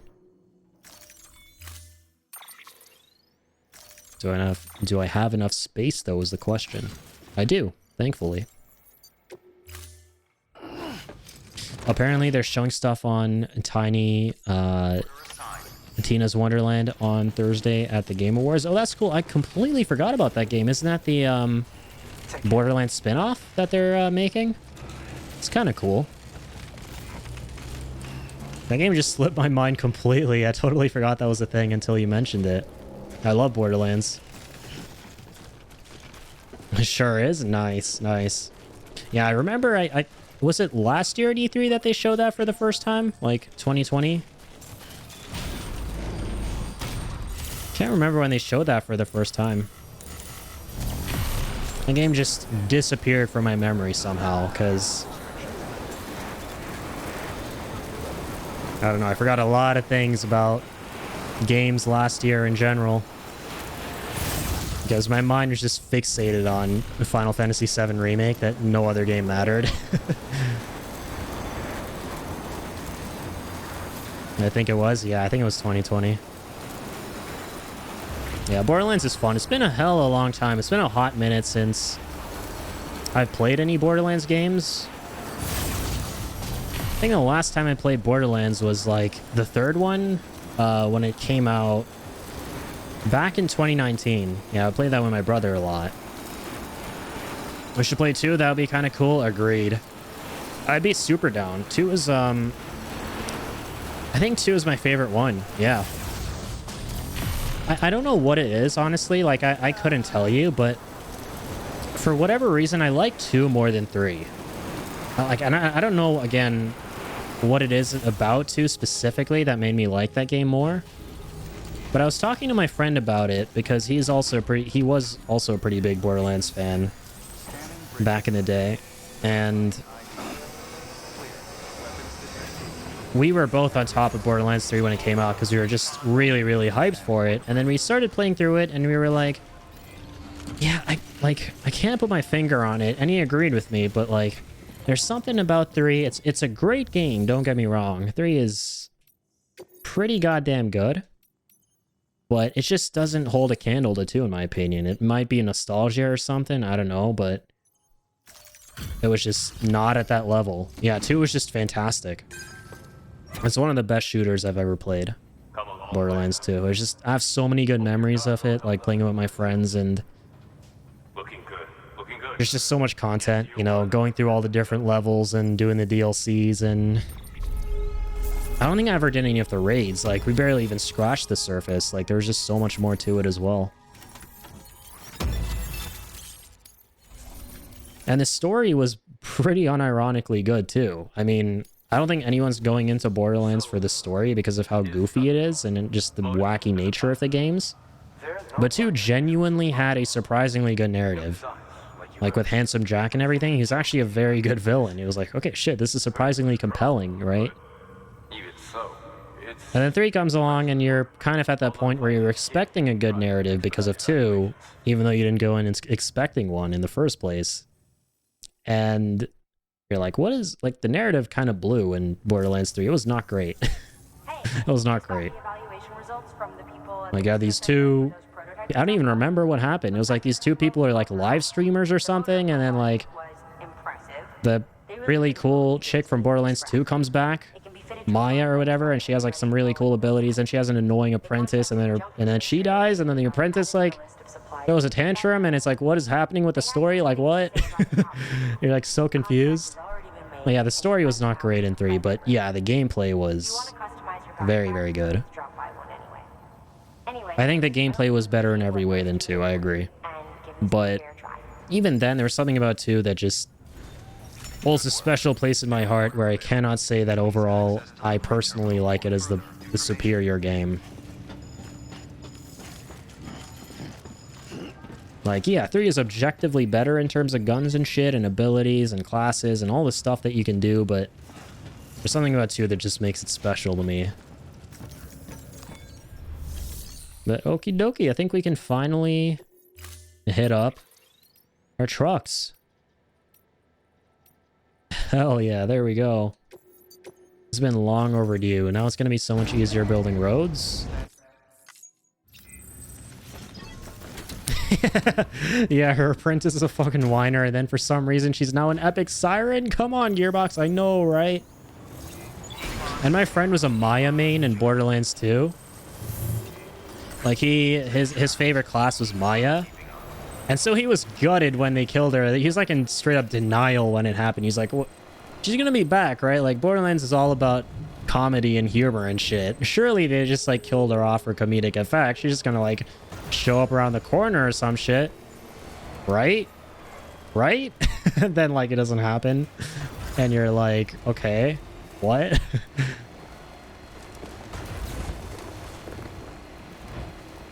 Exactly. You lost Maya for this? That has to be a joke. That right, Gearbox? Right, Randy Pitchford or whatever the dude's name is? You have to be trolling. There's like, nope. Say psych right now. Nope. It is what it is.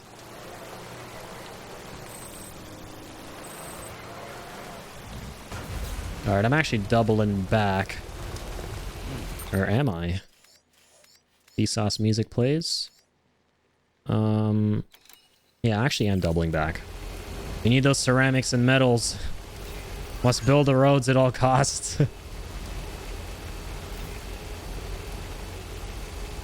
Exactly, yeah. I don't care because 2 still exists. That's my take on sequels that aren't very good, particularly in terms of narrative. If they blow, if a sequel ever blows, I'm a simple man. I'm not gonna whine, moan, or complain. I'm just gonna go, you know what? In my head canon, it doesn't exist. It's not canon. If I don't like it, it doesn't have to be canon. My imagination makes the rules.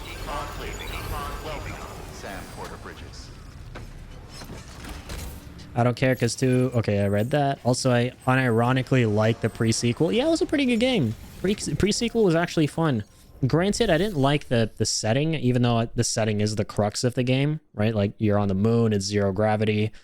I just, like, anything that's set on the moon is automatically kind of, like, depressing to me. I don't know if that makes sense. Like, I just don't like the atmosphere of that game. It's just very dark and moody and...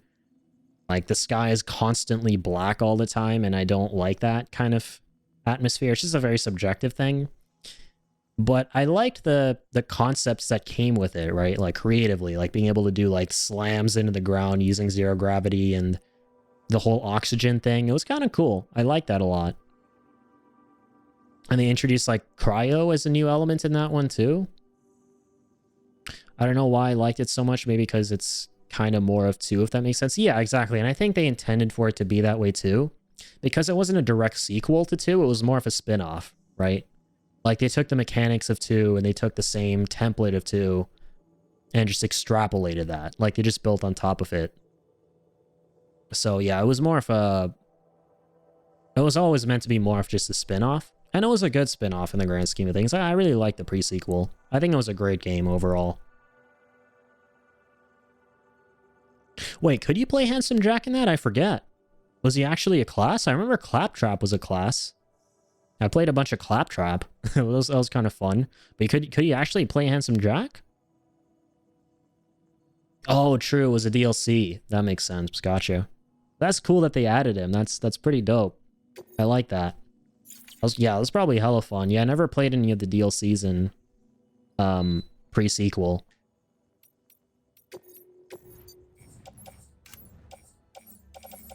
But the 2 DLCs, I played them all, and they were, holy shit, they were amazing. They were so goddamn fun. That's some of my best memories playing video games with my brother. I think Borderlands 2 and I want to say Gears of War. Like way back when, like Gears of War 1 and 3, because I never played 2, are probably some of my favorite couch co-op experiences, or my best couch co-op memories with my brother and my friend. There's just so many good times. I think Borderlands 2 is one of the most fun co-op games, like couch co-op games you can ever play with, like, your best buds. You don't play as him, you play as Timothy, his doppelganger. What the fuck? That sounds funny. He has a doppelganger named Timothy. That's kind of whack. That's cool, though.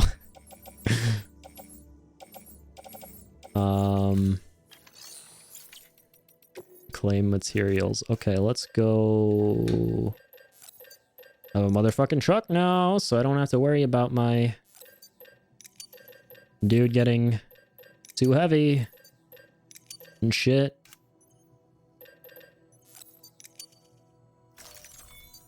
All right, let's snag all of these. Load onto truck. Fantastic.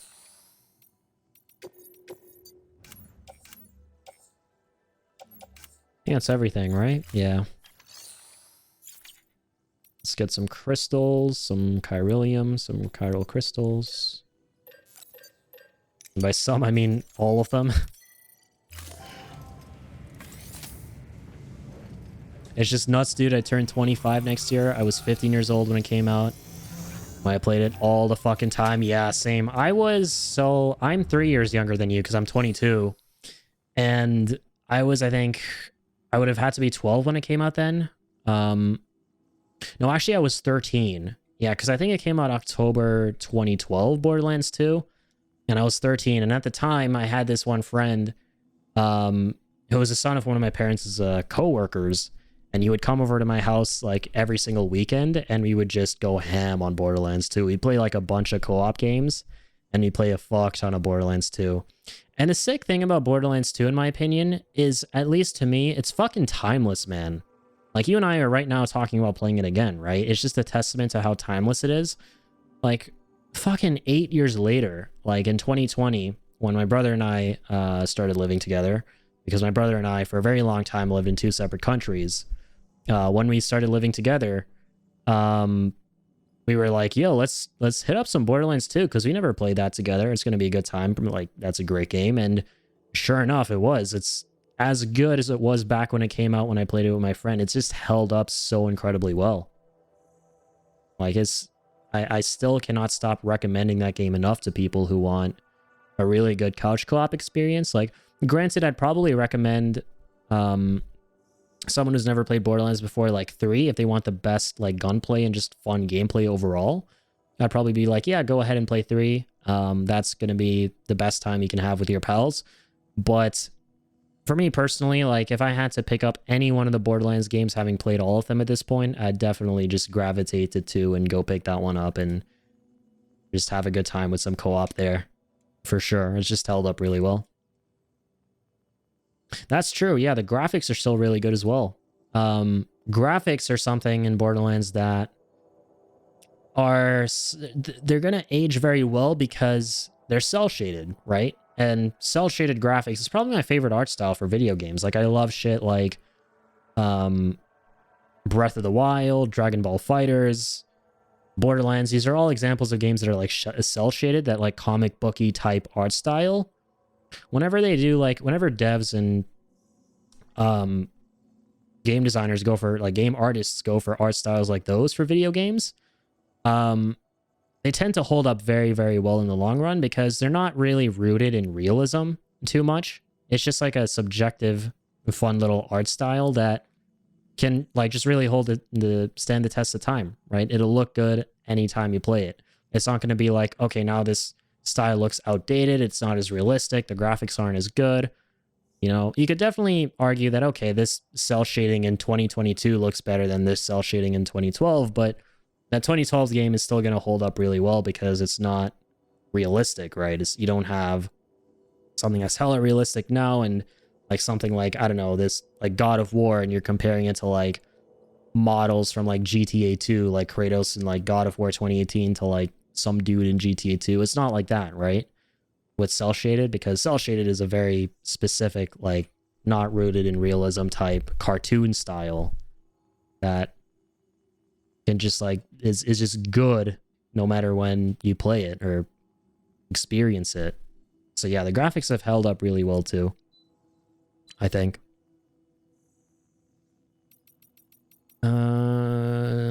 Okay. So we got everything from here, right? Yes, we did.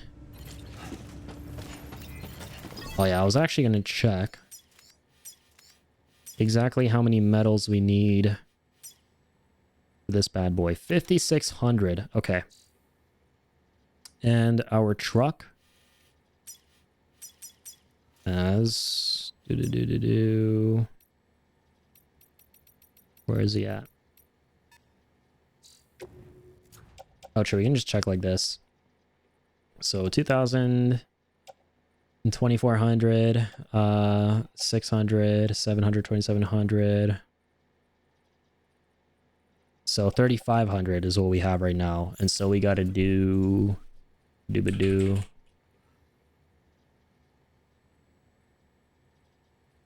5600 minus 2500, right?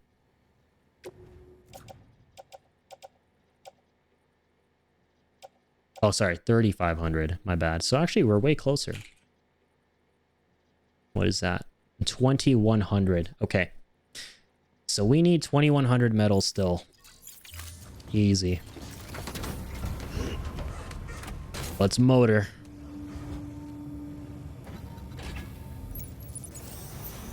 And where do we want to get those from? Let's have a look-see here real quick. What does the craftsman have? 754.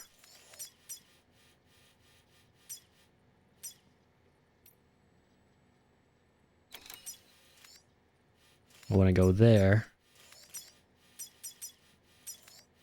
Not the engineer. 1516, not a lot.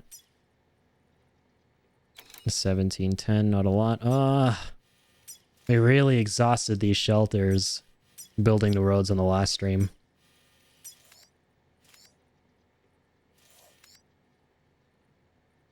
Ooh, the Chiral Artist Studio, she has quite a few. You go there, but then the problem is, how do we get the fucking truck to join us? We can't. Can't drive the truck over there.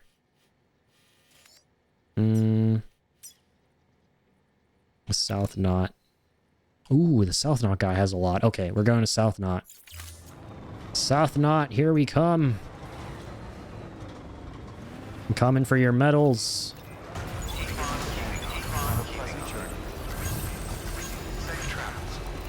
Very slowly. It's gonna be a very slow trip. It's gonna be worth it.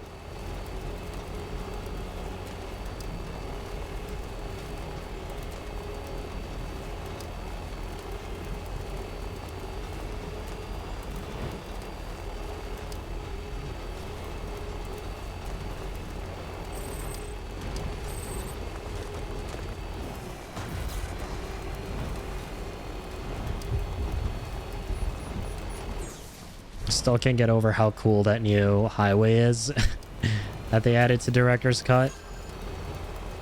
Roads leading through the mountains. Holy shit.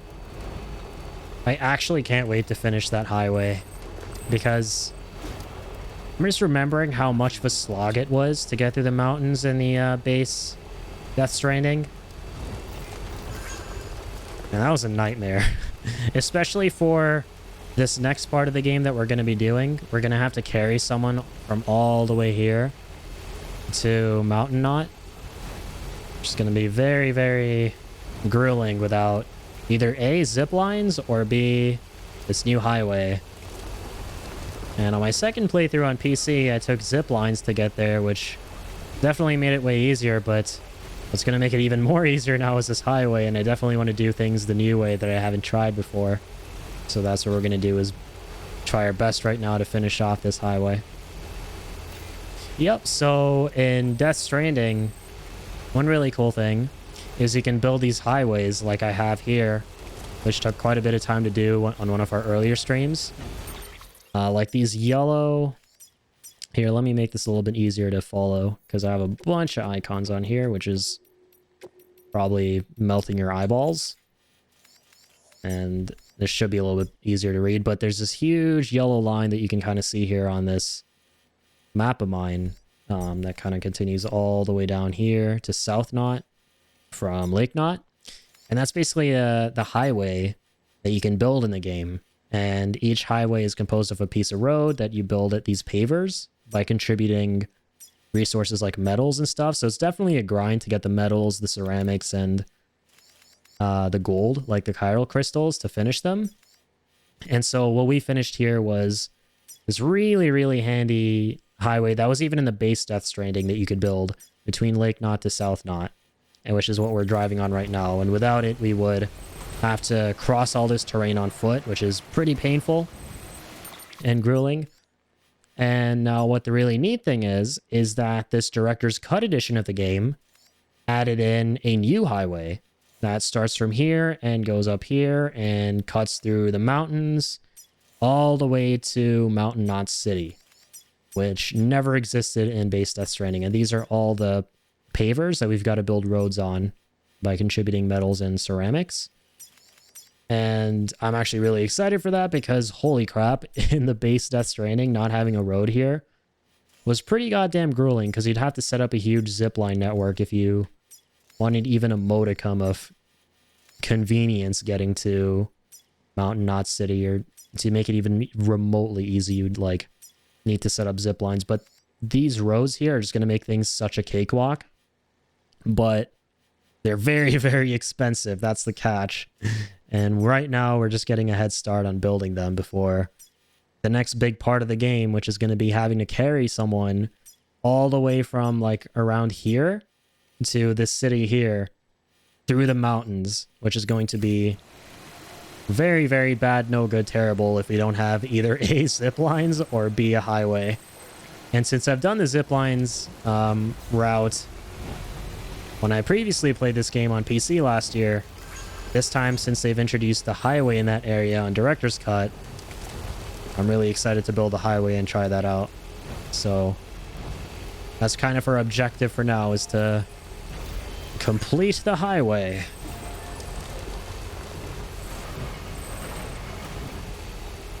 Which is very, very expensive, sadly. You've got to go around the world just scouring for metals and ceramics and chiralium, which are the resources we need.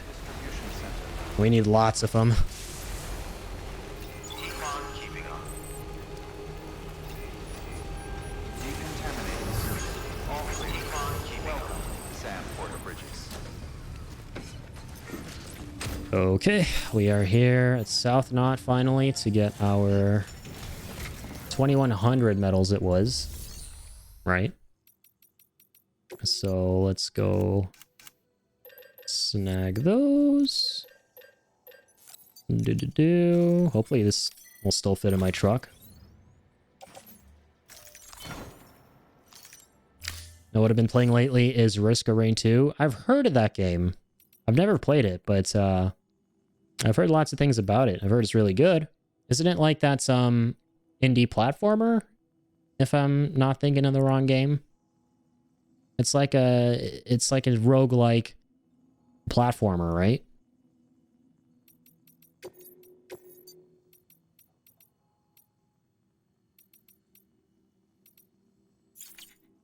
Okay, how many ceramics does he have? How many do we need, first of all?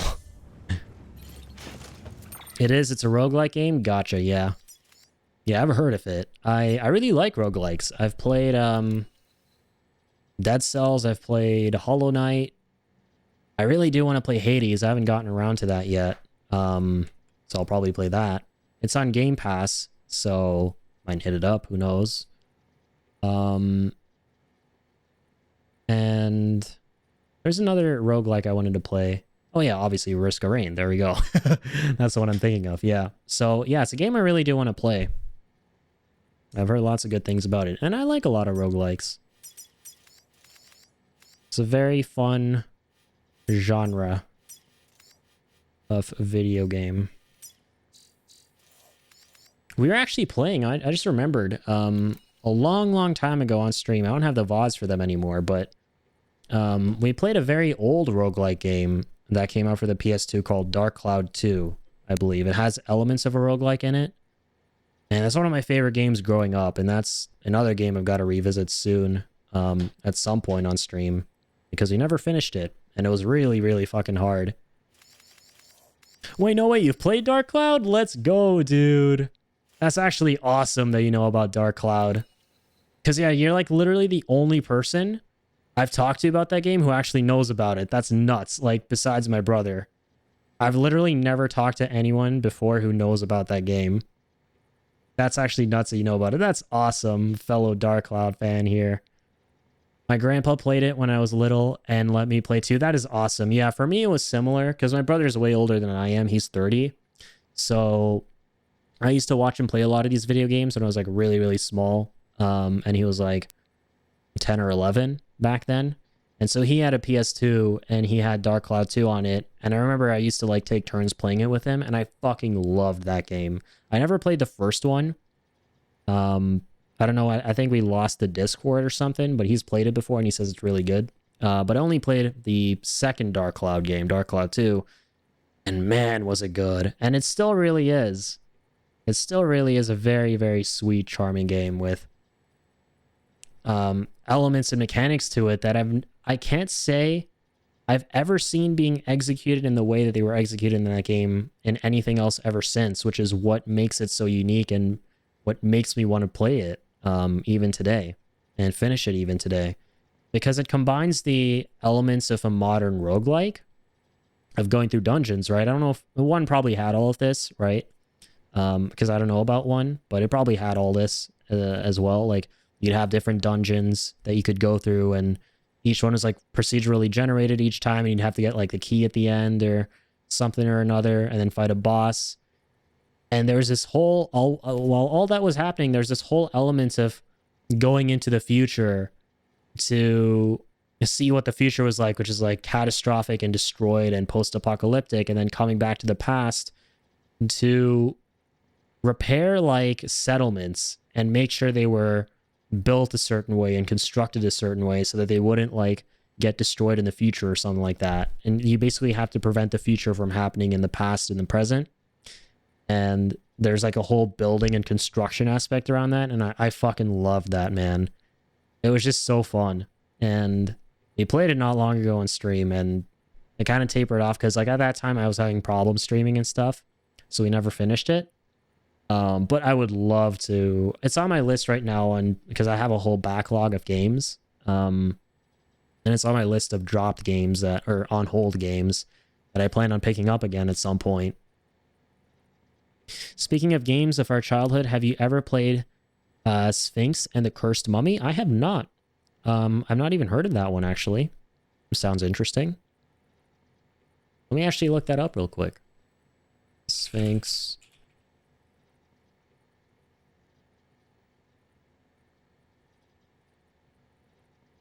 Oh, nice. It's another PS2 game. Yeah, I was like a early 2000s child. I grew up with like a lot of PS2 stuff.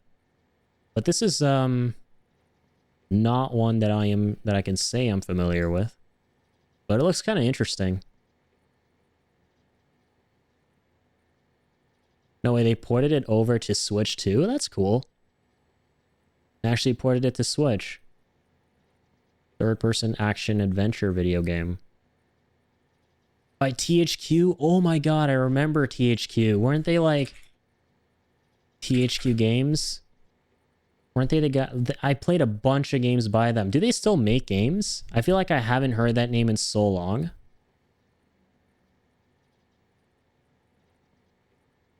What did I play by them that they made?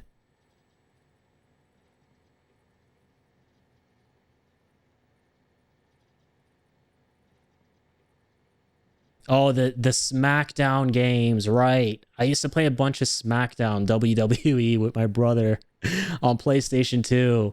Right, they made the SmackDown stuff. Right. That's cool. Red Faction Gorilla. I've heard of that, I think. Red Faction, yeah. They made a bunch of stuff. They made Destroy All Humans. Oh, true. Right. I don't think I ever played that one, but I know what it is. It was such a weird game, but I was so bad at games as a kid, I couldn't even make it 30 minutes. And dude, same. There are like a fuck ton of games, especially on PlayStation 1, right? Because that's another console my brother had that we used to play on a lot together, or really just him, and I would watch him and occasionally press shit on the controller.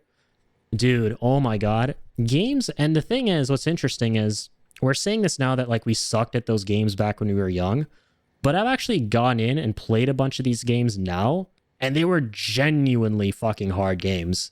Like, the Final Fantasy stuff, for example. Oh my god, like, my brother had all the Final Fantasy games that I love on the PlayStation 1, like 7, 9, and 8, and 10, and like, no, 10 was PS2, but he had that too. And those are genuinely hard games if you don't know what you're doing and you get into like the later portions of it.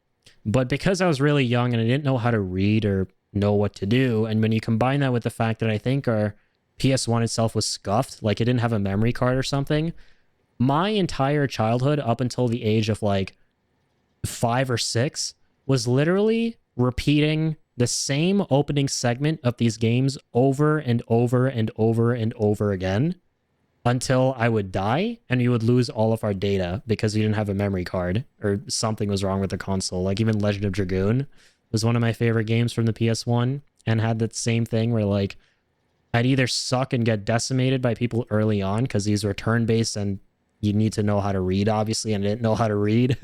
And I would just get absolutely destroyed. And just because we couldn't save anything. It was a combination of those two things. So that was my whole childhood, basically, in a nutshell, was I'd play games. They were too hard because I was too young, but they were also kind of hard in general. And also we had a scuffed console that we couldn't save data on. That was like my whole childhood playing games. Those memory cards got corrupted so fucking easily too. Yeah, like, man, it's crazy how easy it was to bust those consoles, right? Like I remember the PS2, something happened to every single console my brother ever owned. I don't know if it was because my brother himself, but it's unlikely because he's fucking good with technology. It was probably me, to be fair. Probably did some like stupid shit when I was really young. I wouldn't put it past myself. Like one time we got an Xbox 360 and for whatever reason, there was like a fad on YouTube at the time, like ancient Wild West YouTube, like of the late 2000s, where people were like painting their Xboxes and their controllers and shit. And me being the dumb 9 or 10-year-old kid I wanted to jump on that trend and I painted our Xbox without like properly going through anything first. I just took a bunch of acrylic paint and started going over everything and I like completely busted the thing. So knowing me as a kid, I probably had something to do with our consoles not working. Because at some point, I remember our PS2 got that thing where you would turn it on. And now it's a meme at this point. But it had that thing where like you'd start it. And instead of you going into that blue void where it's like Sony PlayStation 2 and you get the menu, it goes into that red void where it's like something is corrupted. Your console is bricked. Prepare for all hell to break loose. Like our console eventually got that. Those good times. Oh, I missed this one. Destroy All Humans. You have to try. They just released a remake of it last year. Yeah, I think I saw a bit of that remake. Is Destroy All Humans the one where you play as those aliens on like the farm and you come and like abduct people and shit? Is that what that game is? That looked kind of interesting. I saw I saw a bit of Moist Critical playing that like a long time ago on Twitch. It looked kind of fun.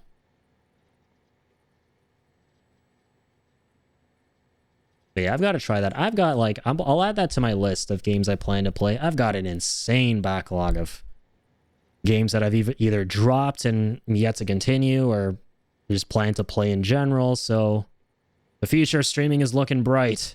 It's looking bright. I have a lot to get through. We're just getting started. We're just getting started.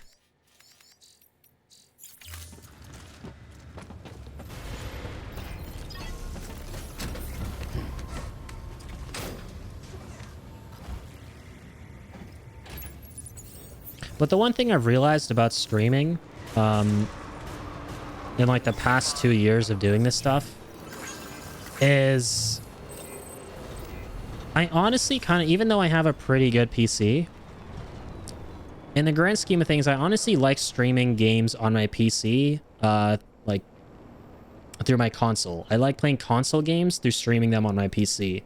It's just I've never had a single technical issue doing that. And the nice thing about playing games on consoles now is they're all 60 FPS, right? So you get that nice, smooth frame rate. My setup has never had an issue like streaming them. Like my PC's never had like dropped frames or anything because the console is its own hardware and my PC is its own separate thing. So they're doing their own thing. Whereas like when I've streamed on like PC, like PC streaming with PC games, I've only ever had issues. And even though I have a good PC because like frames start dropping and shit and like they can't do the same thing at the same, like you can't stream and play at the same time without something happening to the other thing. So I'm just enjoying playing games on console. All right, dude, I gotta go. I got work super early tomorrow. I'll hit you up sometime soon for that Borderlands 2. Sounds good, man. Thank you so much for stopping by again, Jordan. I appreciate it, man. It's been a very long time, and I'm glad to hear that you're doing well and that you found something you really like doing. That makes me really happy, man.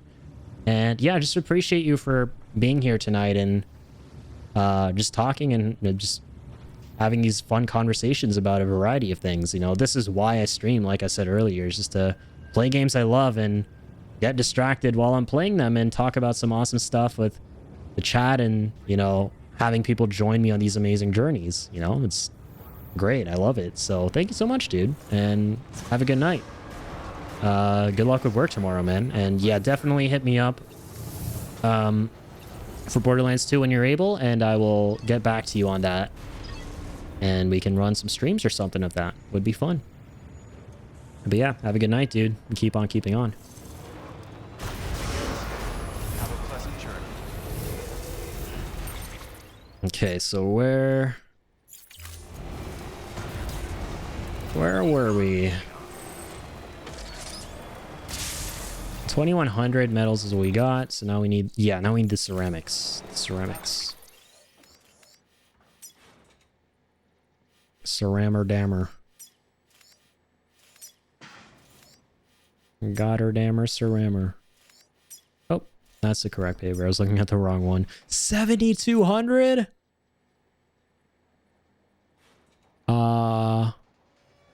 Okay, you know what? Goodbye.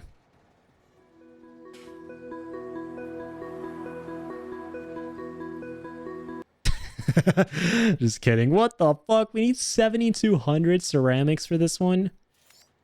Dude. I'm sad. I never thought I'd live to see the day when we needed more ceramics than metals. Because isn't it usually more metals than ceramics? That's insane. Okay.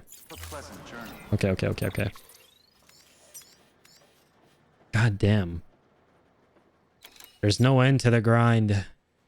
There's no end to the metals and ceramics grind. 1640. All right. I got some from...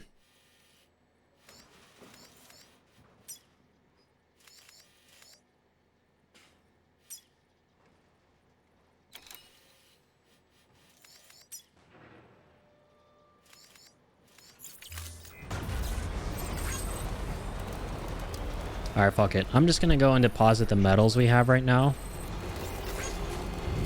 And,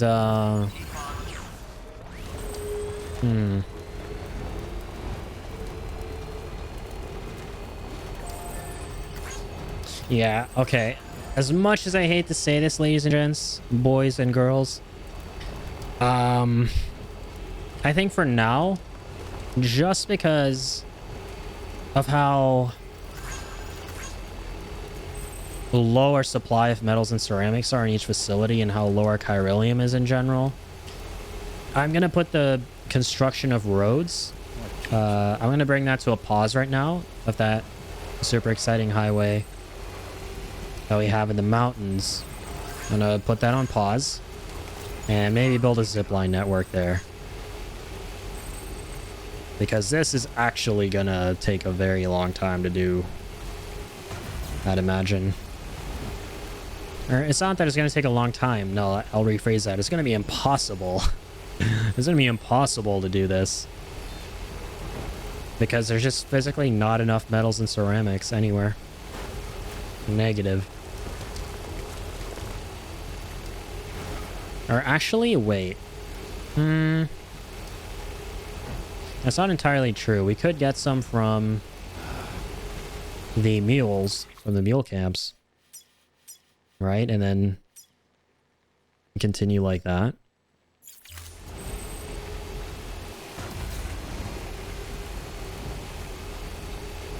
Sorry, I just wanted to check.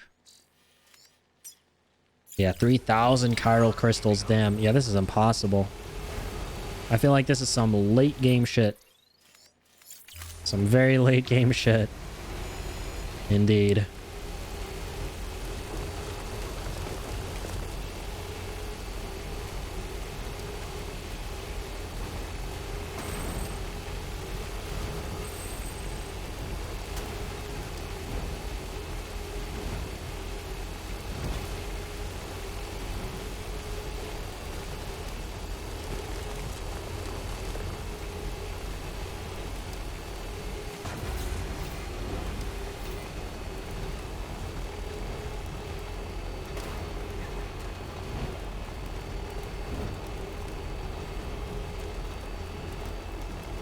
Also, as much as I love the trucks, and as excited as I was to build these things, to transport metals and ceramics around to make the process of building these roads way easier, I'm actually hating it right now. Because of how slow it is. Like, oh my god, can you...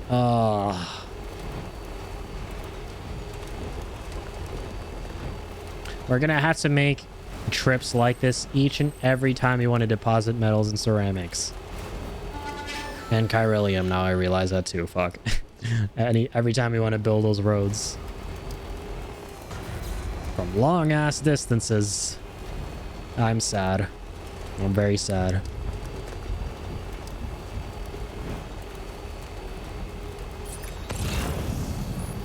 That's cool. That zip line. Ooh. There's actually two. Someone's already set up a basis for a nice network here. Kind of cool.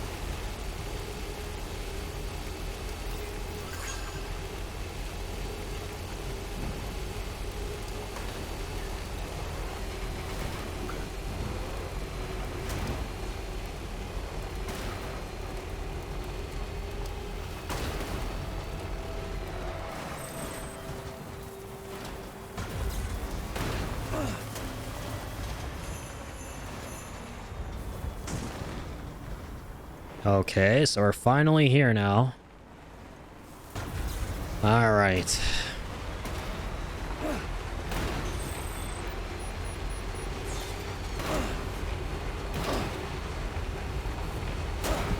Yeah, after we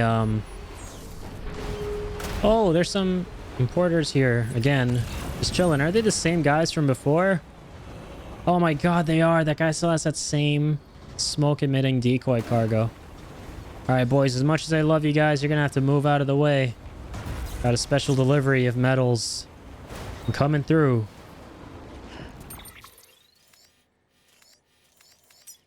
Okay, this guy's right up here.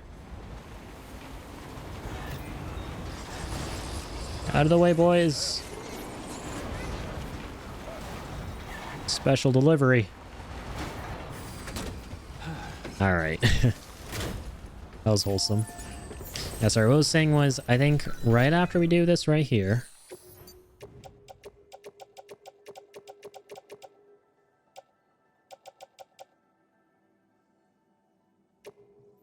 Wait, what the... What? I thought we had all of our metals. What happened? Did I miscalculate? What? What the fuck? Hold on a minute.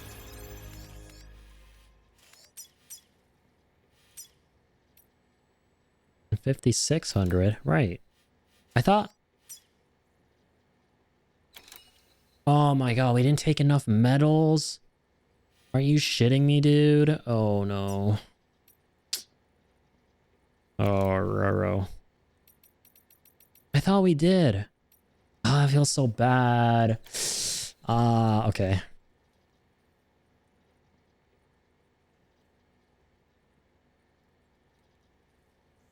I still need 800. Okay. Well... Well, okay, yeah. What I was gonna say was, I'm gonna take a quick break. I want to get some juice. I want to get something to drink.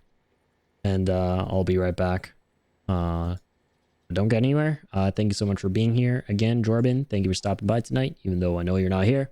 So appreciate that a lot. And anyone else who might be lurking, I appreciate you guys. And I will be right back. So hang tight.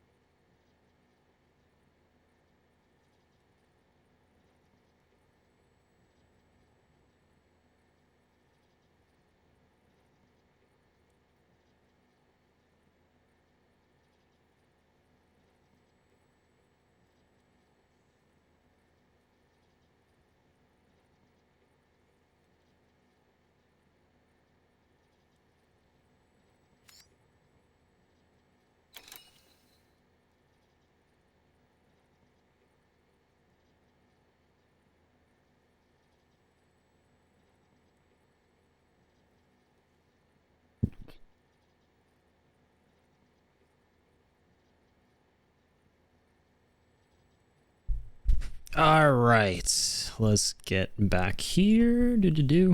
Ladies and gents, hola, hello, we're back. I think I'm actually, ladies and gentlemen, probably gonna call the stream here tonight. Yeah, sorry, it's super abrupt. My brother actually wanted to do some stuff, and I feel like this is getting pretty grindy right now, and I'm kind of like feeling a little bit out of it. I'm starting to feel a bit exhausted. Because dude, these roads are gonna cost like a lot to build. Right, and we don't have enough stuff. It's possible to get enough stuff, enough metal, ceramics, and stuff like that. We got to grind a lot, and it's been like 3 hours. I know it's not a long time. I usually stream for like 6 or 7, but I'm feeling pretty zapped, especially since we had the wonderful Jorbin stop by after a long time, and you had a very long chat with him. Stuff like that's pretty exhausting to me. I'm still kind of adjusting and trying to get better at chatting with the wonderful people who stop by the streams, right? For longer periods of time without getting super zapped and tired and my throat getting parched. That's why I went for this break that I just went on, right? Because my throat got super parched and I had to drink some water and come back. But my brother on the way down, and he was like, yo, let's hang out, do some stuff. And I'm like, you know what? Yeah, sure. So I think this is a pretty good place to stop. Yo, Tina, what's up? We are actually just about to end the stream here, but thank you so much for stopping by. At the tail end of it, we've been having a blast playing some Director's Cut the past couple of streams, and we made some pretty darn awesome progress tonight. Finding the pavers here, getting started on building the roads, and on the last stream, we built the beginning of this crazy new highway in the Director's Cut edition. And yeah, we're probably going to continue that on the next stream too, which should be tomorrow.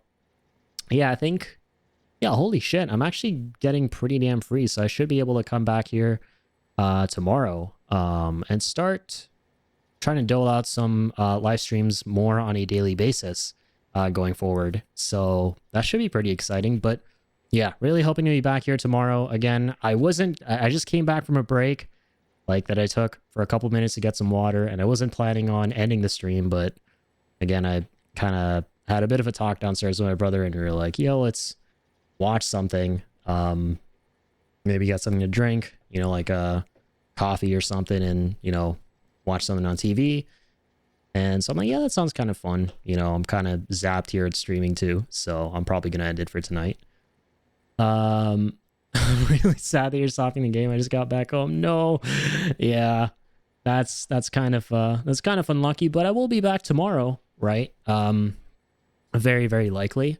Because I know I have been going long stretches of time between my streams recently, but I am hoping to be back tomorrow because I'm getting pretty free, and the 14th onwards, that's when my term ends here at college, so I'm going to be pretty much free over all the time at that point up until January to do a bunch of streaming. So we're definitely going to be hitting up a lot of Death Stranding and continuing this amazing journey with Raidus, Fetus, and the amazing Mads Metis. So definitely stay tuned. There's going to be way more content coming up as early as tomorrow, very likely.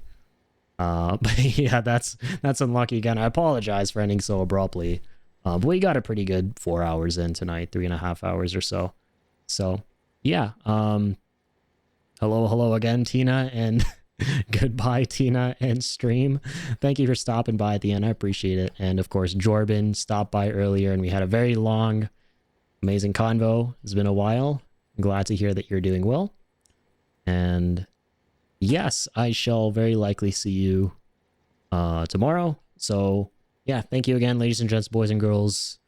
Keep on keeping on. Have a fantastic one.